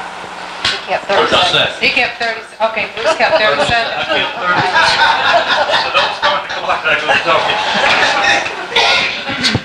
Y'all got really help me make sure I got my map right. Thank you. All right. Ready? I'm ready. My concern on this road right here, being the Public Works Director, these roads, all these dirt roads join together, and you do not want to put motor graders on the highway. So that is a liability. You need to go from dirt road to dirt road to dirt road when you're working them, and that'd be very valuable. And once you cut that length, then you're going to have to go around on the highway 4 or 5 miles. All I got to say. Thank you. Thank you. The next person on the list to speak is Mr. Robert Nelson. Once again, you got 3.5. Hello, my name is Robert. I'm a resident at 2307 Cindy Nelson Road in Lono, inside of Grantville. And I'm here tonight to speak against the abandonment of Jimmy Clark Road. I'm speaking on behalf of many outdoorsmen and women that use the Jericho's Wildlife Management Area that is just the other side of where they're wanting to abandon this road. This WMA Wildlife Management Area sees hundreds to thousands of people on a yearly basis coming to Gay, Georgia to use this land, and also bringing revenue to the county because they're going to shop inside the county when they come to hunt, camp, fish. There's river access, the Flint River access on the dirt road as well. And just in 2018 alone, there was 293 people on quota hunts. And for people that don't know what a quota hunt is, it's a lottery drawn system where you have to get drawn to be able to hunt the land. But that is not excluding sign-in and check-in hunts. That's not including dove hunts, which I have been on personally and have seen more than 450 people have one hunt. And that is not also excluding campers for the campsite and boaters wanting to use the water access. If you guys decided to close Jimmy Clark Road, you would be taking away one of our access points that was given to us by the state to use our recreational areas. And people are going to use this area of rain, shine, sleet, or snow. It draws a lot of attention from inside and outside the county.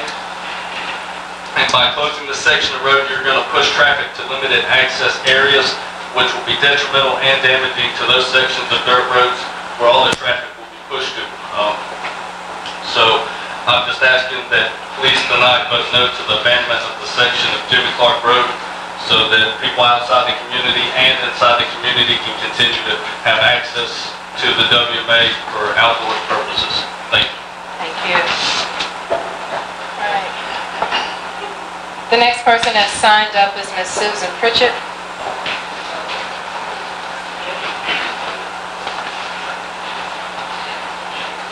Good evening. It's so good to see y'all.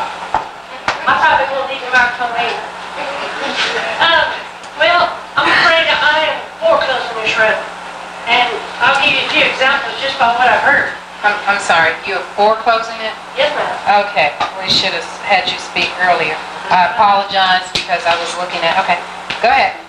Well, one of the things that came up was the people in the Mount Carmel area needing to go to Ingalls are not going to be on Jimmy Clark Road. I agree that there needs to be a sign in town. We own a property right at the corner of Jimmy Clark and Mount Carmel Road. What happened one day is a tractor trailer came down there, and he's like, "Whoa, what do I do?" He sure can't take Jimmy Clark, and a lot of cars can't take Jimmy Clark. Well, he had to turn around in the driveway trying to figure out how to get turned around. I agree, the sign needs to be in town. It does not need to be where the detour starts. Jimmy Clark is not a good access road to and from. As far as the WMA goes, we've had, I'm Susan Pritchett, I'm with Corpus Farms. I get lots of phone calls every year from hunters on WMA. I can't find my deer. He's jumped the fence. He's on y'all's place. Can I have access?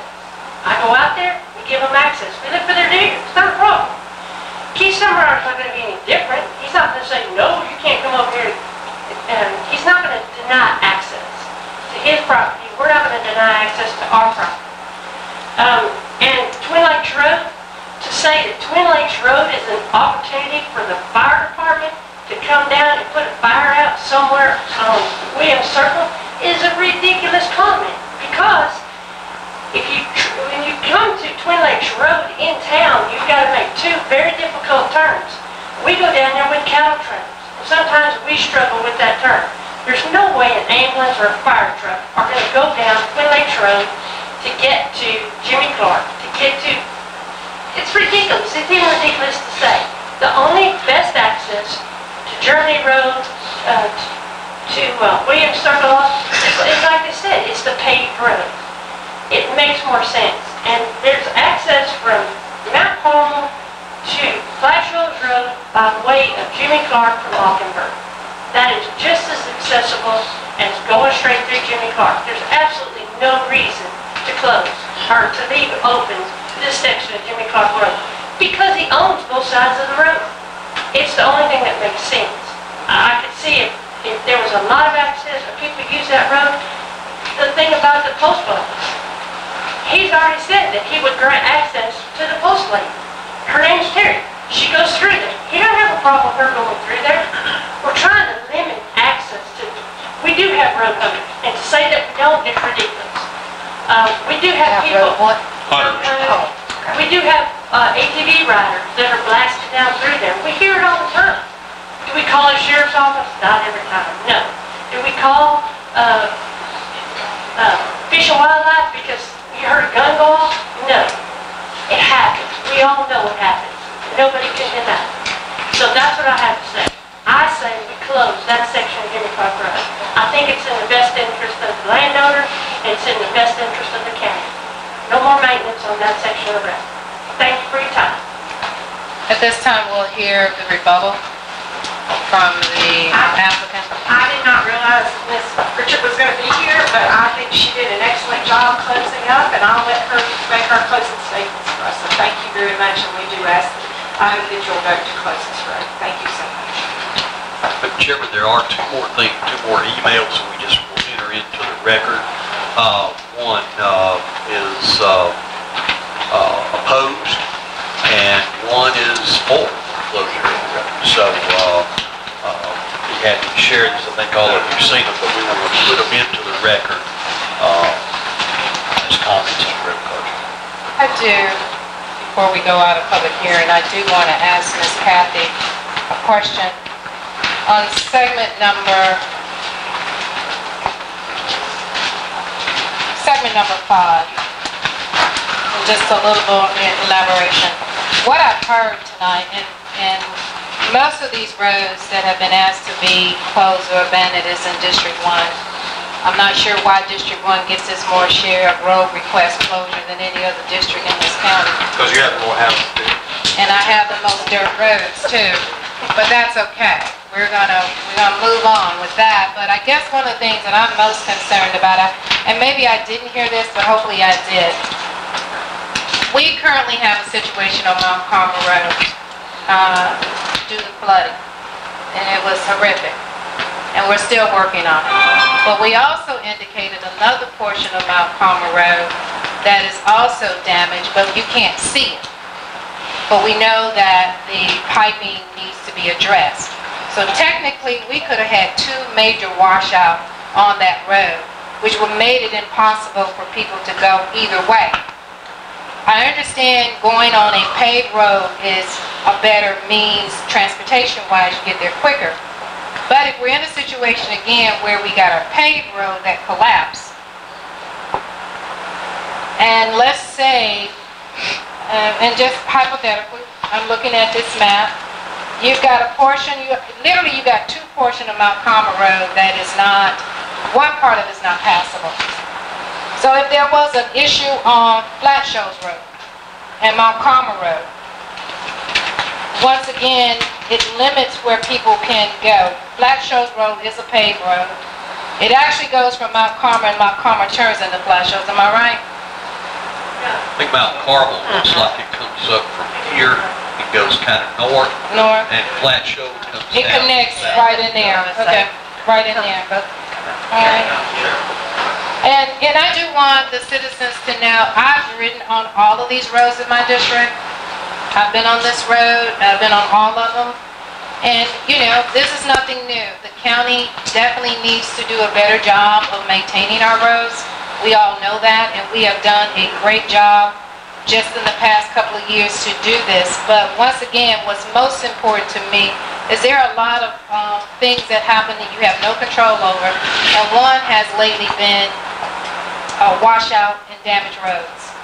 And so it's just interesting to me that even the paved roads are the ones that have the major washouts, not all, but they're the ones that's costing us a lot. So when you get 2 or 3 of them in the same area, it kind of limits your means of being people to get from point A to point B. I heard someone says that it's, and I don't know if it was Mr. O'Neill, that if you have to put a, was it a Boomax, what? A motor grader on the road to get from one point to do the dirt road, it's easier to transfer that from one dirt road to the next versus being, can you just elaborate a little bit more on that for me, if you don't mind? Well, we had an accident in the county years ago out here west of Greenville. We had to put a motor grader, a dirt road was closed. Put a motor grader for 1 mile on the road. Had a serious accident out there. A car run up under it. We were sued for years. I don't know what the final outcome was, but anytime you can use a motor grader, go from dirt road to dirt road, way better off than you can just put them on the highway. It's simple as that. Not only motor grader, boom axles, like you mentioned too, and gravel trucks, especially motor graders, because they slow moving and people just don't respect them like they do other vehicles. Okay, so are people currently using Germany Road as a detour right now, Ms. Kathy? Because of the road closure of Harmony through Jimmy Clark. So they're using Germany Road to go to Jimmy Clark. That is a portion that they are using. That's a portion. So if this was approved, then what does that do to that situation? Because currently we're not in a position to finish that road out in the time frame that we want it to, not knowing what we're going to have to do with the other portion of that road. So what does that look like? They'll have to go all the way down to Flat Shoals and back around. All the way to Flat Shoals. And if something happens on, Flat Shoals, then what does that do?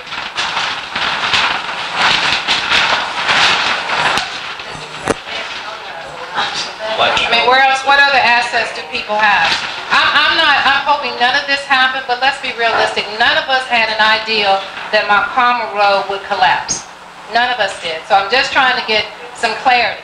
If something happens to Flat Shoals Road, then what other means do people have to get from the Alberton or Mount Carmel area to another area in the county? Jimmy Clark. That's it. Okay.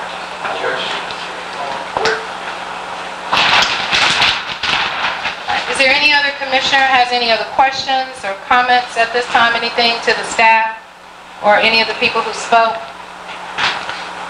If not, I'd like to get a motion that we go out of public hearing back into our regular session.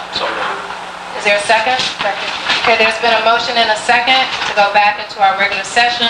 At this time, I'd like to call for a vote. All those in favor? Okay. Motion carries.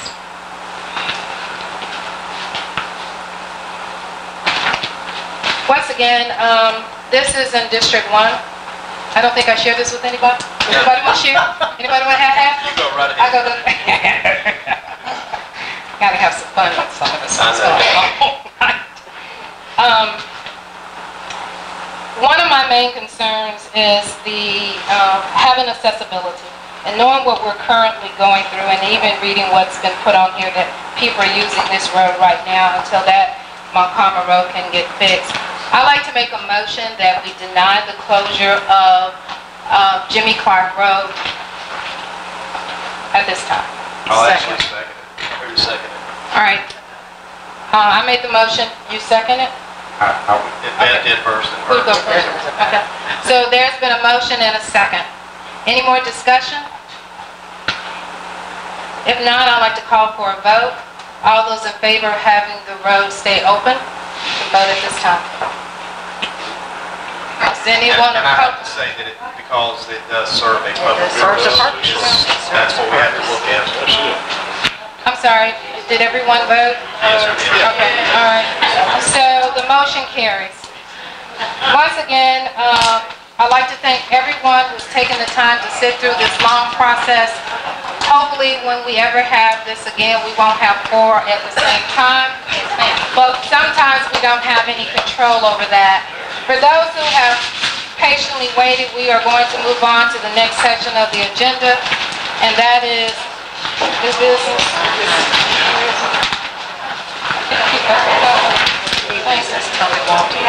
Okay, under new business, we have Tommy Walton, Gail Ellis requesting for paving of Mount Pilgrim Road. There's also something in your package, just about 3 pages before the end, a letter from them on that.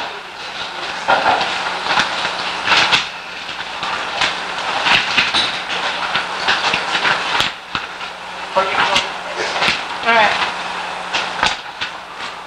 Once again, state your name, your address, and you have 3 minutes. Yes, ma'am. Thank you, ma'am. My name is Tommy Walton, and I live at 200 Fairmont Hollow Drive in Greenville, Georgia. And I'm here tonight to express the concern and bring to the...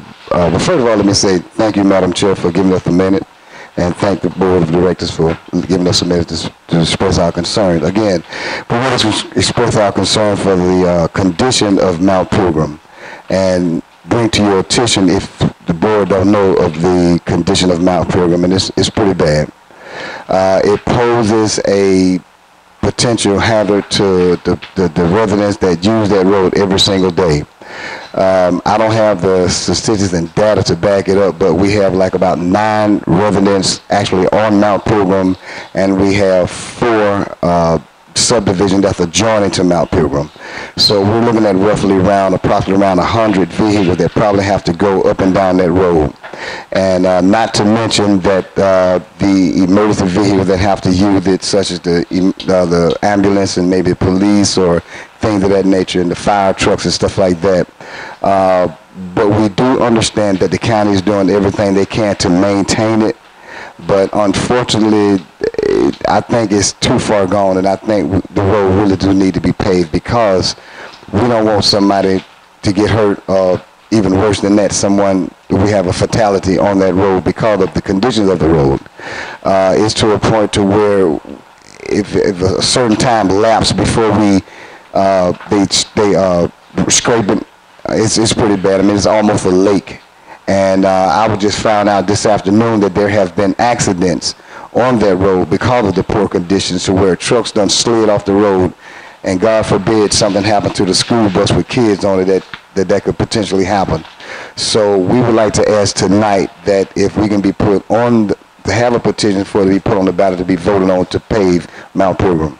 Thank you. How long is that road? Well, from Alley Road to Java Road, I think it's somewhere around the area of 1.7 miles, but It's not quite 2 miles. not quite 2 miles, no. So we were just looking at if we could just get it from the northern end of the bridge, because there is a bridge right almost just about in the middle of it. If we could just get from the northern end of the bridge, which is Alley Road, to the bridge paved, which is probably right at just about a mile.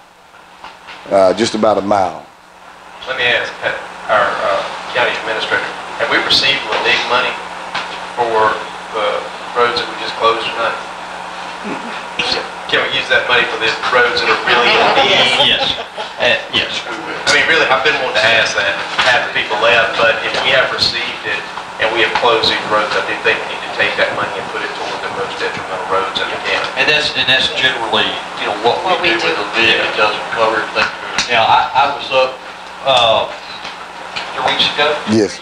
And met with the community. If you paved 6/10 of a mile of road coming off of Alley Road, I think you would impact all the subdivisions that are there. Yes, you would. And I think there's about 60 families. Yes. Yeah. And the road, we looked at the road, and I looked at the road again yesterday. The road is actually a good candidate for paving because it is already wide. Well, Ms. Mary just informed me that's what we've been talking about. Okay. I'm sorry, I thought we were closing another road. No, this was one I had mentioned to you guys as a good candidate to put on your list. Now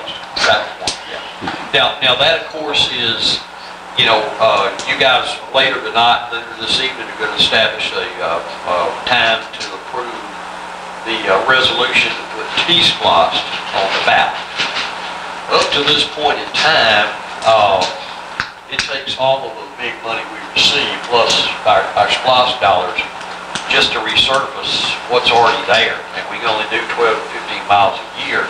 And if you don't do that, those roads turn back into dirt. So the T-Splosh is an effort to be able to try to acquire additional funding to be able to have a program where we can address some of the dirt roads. Because right now, I think Alley Road was the last road. Yes, it was. It was. And, yeah, that was how long ago? 10 years, right after I came on board. 10 years ago. So, and there's no dollars. It cost about $600,000 or $700,000 a mile to pave a dirt road. And so, just where you'll know what we're looking at in terms of dollars. To pave 1 mile, right? 1 mile of dirt road. Well, let me ask this too. We're going to talk more about T-Splosh, and hopefully as many people who have been here tonight will come back when we're talking about T-Splosh, so you can get a full understanding of how that works and how that would benefit the county. But in the meantime, myself, Commissioner Bray, and you, we all went to that community meeting. And thank you, Mr. Watson, for putting that together. Had a great turnout of people Thank there. you. And your voices was heard. But I'm also one of those people is let's come up with Plan B in case if Plan A don't work. So just in that section when you first come on, is there any other options we can do with the village? Packing it or just, I'm just looking to see what other options in the event until we're able to get it paid. What other things can we do? As you stated earlier, it's a wide enough road where you can get 2 lanes, but I also notice it's a lot of semi-trucks that goes up and down that road. Calcium spray and stuff or whatever you were talking Right, about. could we put that on there? You could put that on. What I would say, if you're ultimately going to go down the road and pave it, what I would suggest is start to gravel it real good, maintain it. That way you can build a good base for when you get ready to pave it. You've got a good base that's already built. And that road is wide, and utilities are set back. Right. It's a good candidate for Even if we use T-Splosh, we know it's going to be a little while. I mean, it won't even be voted on until November. Then we don't start collecting until April, right? That's right. So And we don't collect it all at one Put y'all time. 4 strips of asphalt down, y'all think y'all can stay on. I mean, we'll take a look at it, see what we need to do. I think one of the things is just look at what are some of the creative, what are some of the new ways of dealing with dirt roads that we may not be aware of. You've brought a lot to our attention. One of the biggest things is the ditches. And one of the things that I have learned is, unfortunately, a lot of people don't have drainage pipes, which is causing the water not to continuously run down the ditch that runs into the road. So even something that simple may be able to help some of the washout that we have, because part of it is real smooth, and then you get to another section where there's no drainage pipes, the water's running dead smack in the road. which is washing things out. So maybe we just need to look at, I mean, just an idea, suggestion, maybe we can get to look at it a little bit more in depth. What we're going to be doing here very soon is trying to put together some options and considerations on T-Splosh, and that'll include options for various roads. The calcium chloride is a good product. I think we've been and looked at that. Folks, let me interrupt. It's going on 10 o'clock. We'll promise to do what we can do, and that's all we can do. And we're talking this thing to death. Let's move on. We hear you fight. We understand. We'll do everything we can.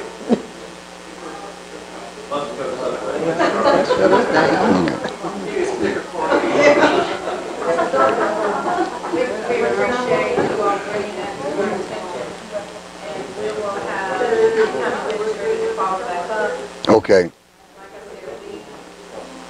We've heard. Okay.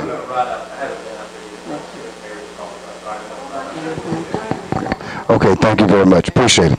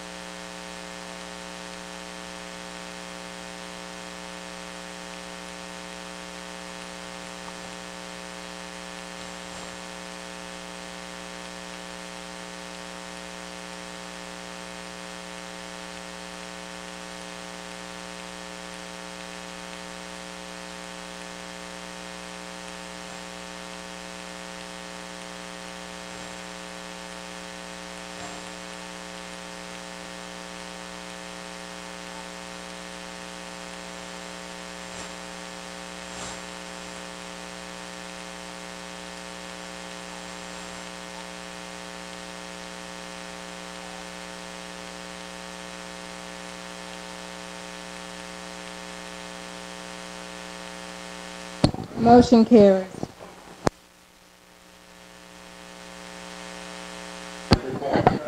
The next item on our new business is Jennifer Corcian, Executive Director for CAF, is requesting budget funding. Ms. Corcian, you still here? All right. Yeah. I know how to be quick. I hear you loud and clear. So I'm going to be real quick.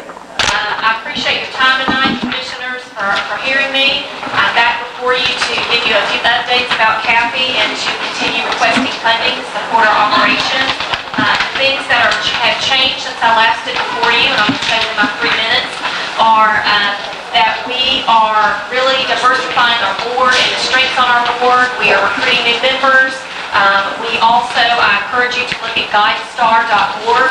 That is a national database that rates all nonprofits and our transparency. We have received a silver rating on there so far. It includes our financials. I encourage you to go look at that. I am before you tonight to remind you on page 3 of the document, just to give you an idea, a snapshot of the funds that CAFI is putting forth into the community for Meriwether residents. We're now, as of today, as of the 22nd, up to $763,000 in client benefits. Those are not administrative dollars. That is not my salary or the salaries of any of my staff. Those are direct benefits that have landed into the hands of Meriwether County residents. Why I'm asking for your assistance is because we are 97% funded by state and federal grants.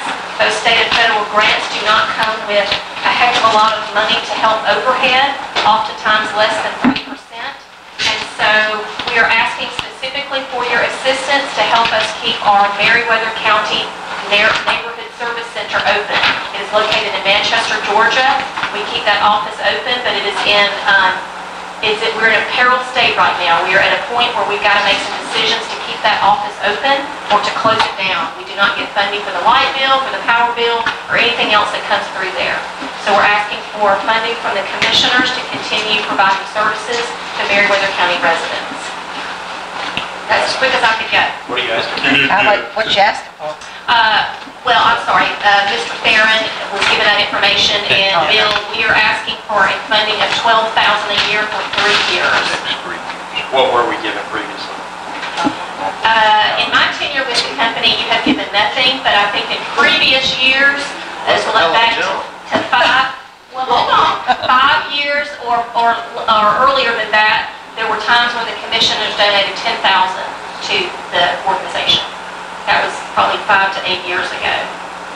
The conversation with Bill today, I know, Bill, you're working on some of the other budget items that we've got to, to bring forward, and, we appreciate the information tonight, and we'll be bringing back to you guys some other items that we have to discuss, and it may be good to bring all of it back in at one time where we can look at what we're doing, and, be able to be sure that we address all the concerns, including Of course, you can see this on the chart, but I want to say, since Jennifer has become the director, Maryville County has gotten a lot more funds. I work with people every day that try to utilize these funds, and they have been turned down, over the years, and it has changed since she has been. So they're getting it now? Yes. And I would like to also bring your attention on page 3. They also send us emails about, how to tell people where to go get it, that kind of thing. So. Thank you. On page 3, I'd also like to bring your attention to some of the new things that we're going to bring to Meriwether County next year. We are becoming loan originators for USDA loans, which are for homeownership loans for low income families, which are really going to target those folks that have a solid work history but maybe only make minimum wage. The USD loans, 502 loans, are designed for those people. So we're hoping to bring true homeownership to some of the residents of the county, people that by normal financial means would not be able to obtain a loan. We're also offering some credit repair services to up to 10 county people or families in this county to help them obtain homes. So those are some of the bigger things that we hope to bring to the county, in addition to the same services that you see on page 3. So y'all help everybody else pay power and utilities, but you can't pay your own. That's exactly right. I want to add that Jennifer did come last year, and somehow this was overlooked, and we did not donate anything to Kathy. So by chance, I do not want it to be overlooked this year.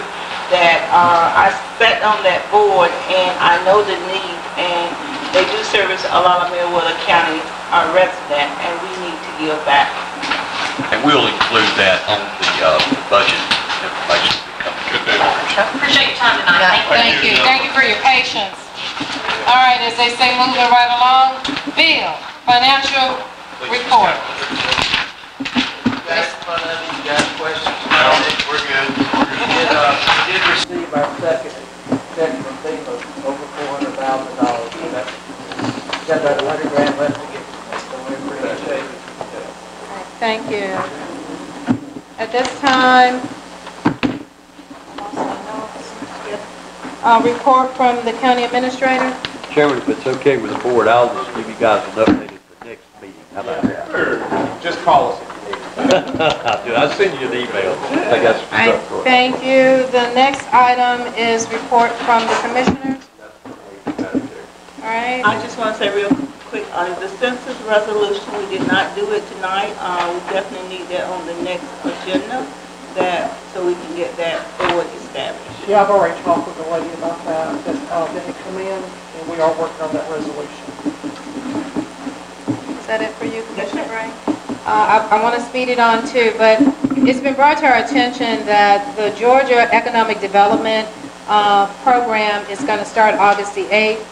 It is done by DCA. Corinne Thornton is over that. She just sent us an email indicating that they only have one person out of Meriwether County that's signed up for this, and I'm proud to say that it's Ms. Kathy Johnson. So this is a good program that gives you informed of economic development, what's available, and what's going on in our region. If anyone's interested in attending this, please let us know, or if you can recommend someone. We would like Meriwether County to be very well represented in this region. That's all I have. Commissioner Hammond? I don't have anything. Commissioner McCoy? Just one sentence. All the projects we began under the grant at Lake Meriwether have been completed. That's all. Do we, from our county attorney? No report from me, and I understand we don't have any reason to All right, thank you. Okay, we're coming to the end. At the end of the stretch is public comments. Anyone at this time would like to come and speak to the board, you can. You have 3 minutes. So when you come up to the podium, state your name and your address so that we can put it in the records, and you have 3 minutes. What do you need? Would you get my paper?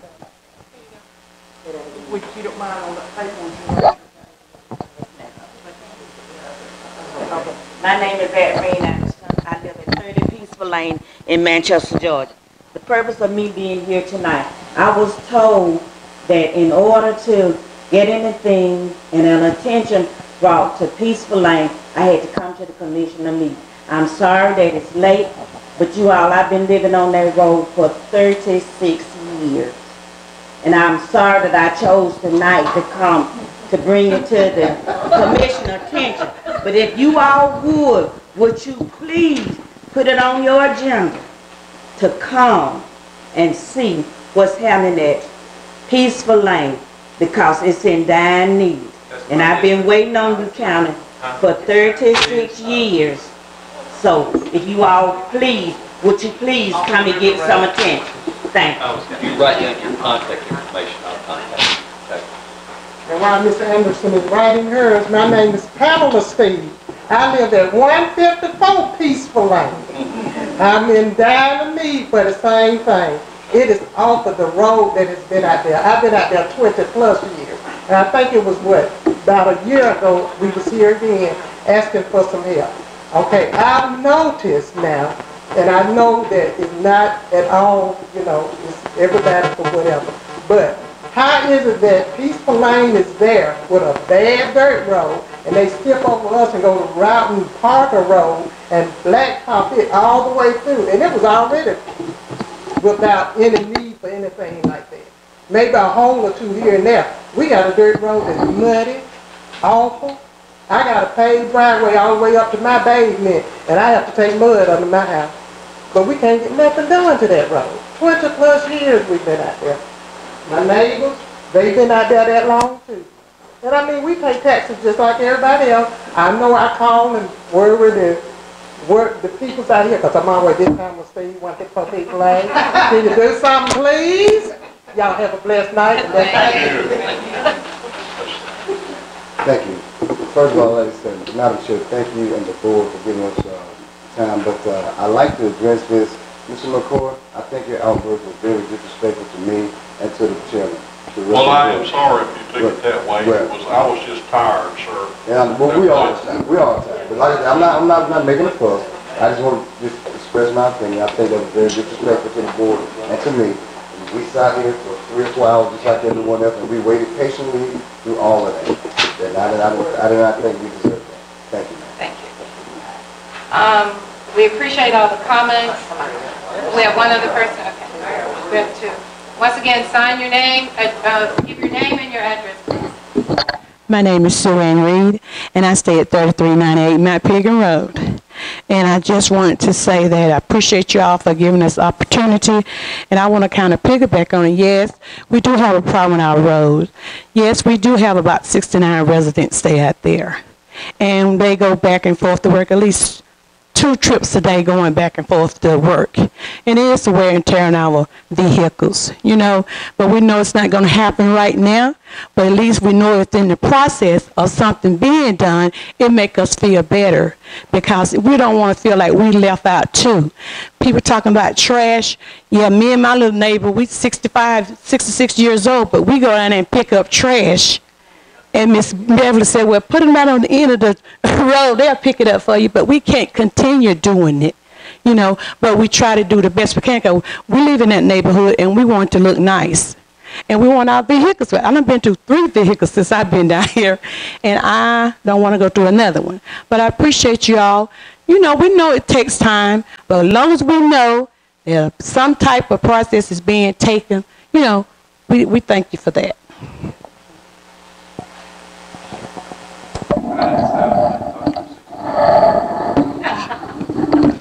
Yes, sir. I am. I told her the same thing when she retired. She was too young. I thought she said she was born at 65. Yeah, I'm 65.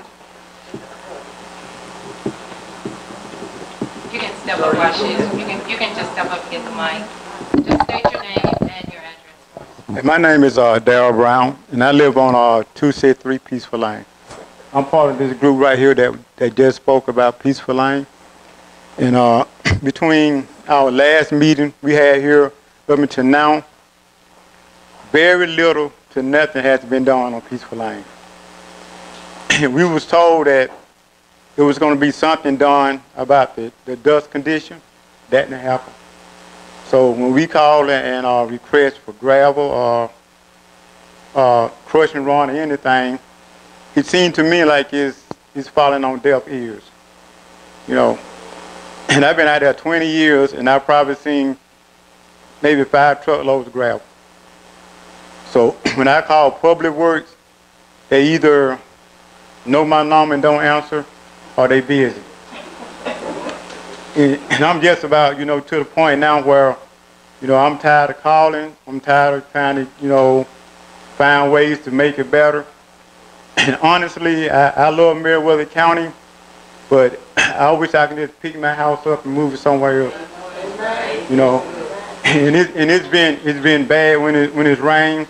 The potholes get so big that you just about running off the road to dodge the pothole.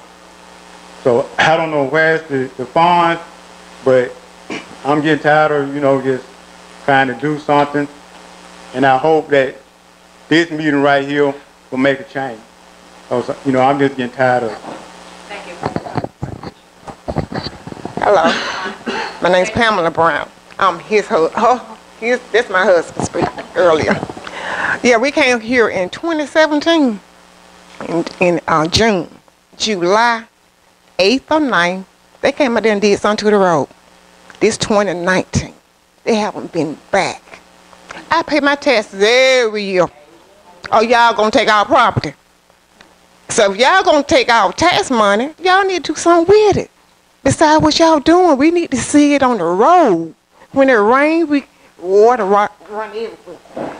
Don't no ditches out there. We call the county. I even see the county workers up there in Ingalls on their break.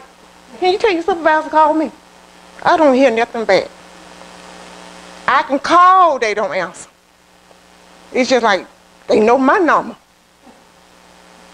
I can see that county worker come down the road on Peaceful Lane. For what, I don't know. But they're not doing nothing to the road. We need something done to our road. We tired of coming up here. I'm tired of seeing Beth talking to her. Nothing personal. Nothing personal. I'm just tired of it. I'm tired of doing that. We shouldn't have to do that. I mean, if y'all get our money, do something with it that we can see it. I'm like my husband. If I could pick my house up, it would be gone. So, please, we don't want to come back in 2 more years. If we do it right the first time, we won't have to come back. So we would like something to be paved or crush and run, because we don't want that gravel out there no more. That's all you do. Thank you for your time.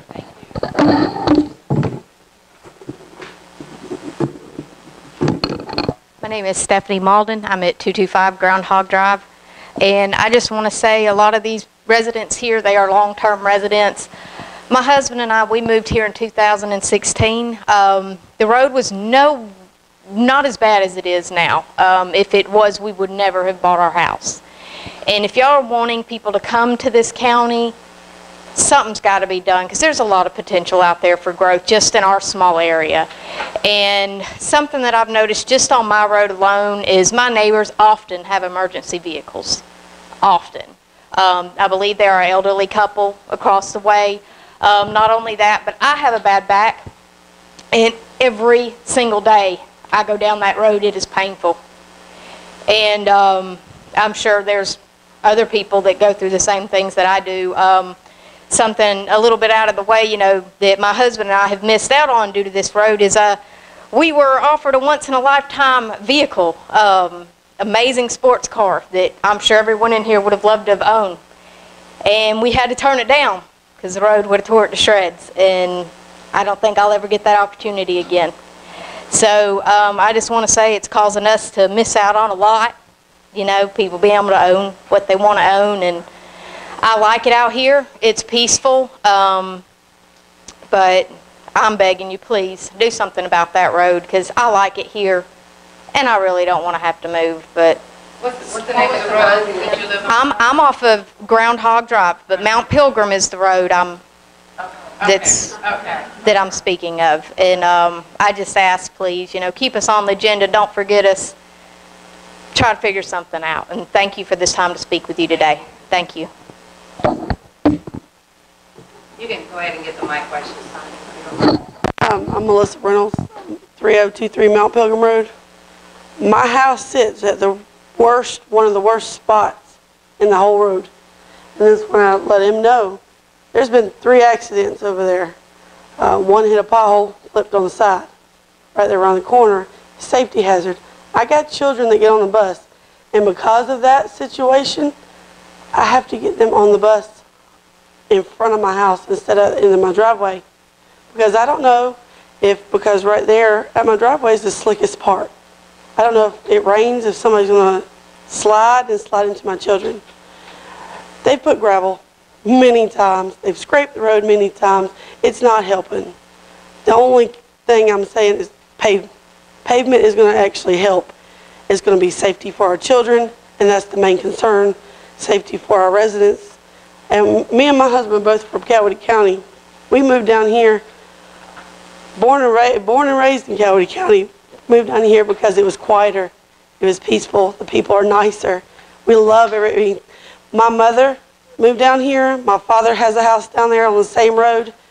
I have a sister who lives down there too. And most of my family moved all the way down there just because of how Meriwether County is. But the road has gotten really bad. Vehicles, I've tore up several vehicles on potholes.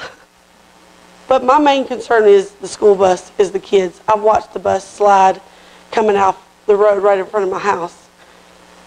I don't want them to slide into the ditch and something happen to one of our kids. They have to cross that bridge too. It's not patched up either, and I know they could probably go the long way around. That's their decision.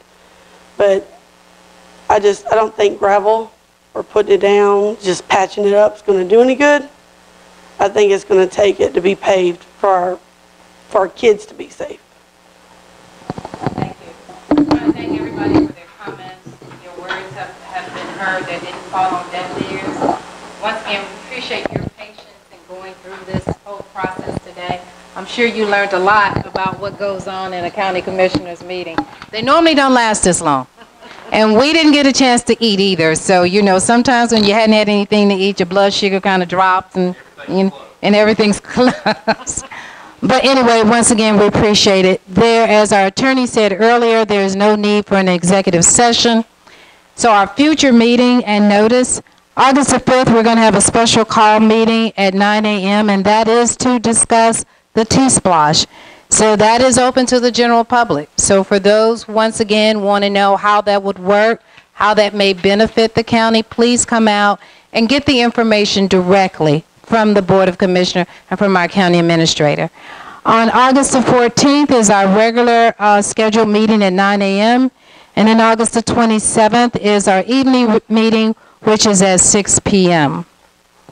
Madam Chairman, at this point on your August 14th meeting, we will ask you guys to set a date and time for a work session on the budget where we can but I'd rather wait till then where we'll be able to work on that process. Thank you. At this time, the Board of Commissioner meeting is adjourned. Can we get a motion to close out? So moved. Is there a second? So there's been a motion and a second. At this time, I'd like to call for a vote. All those in favor? Motion carries. Meeting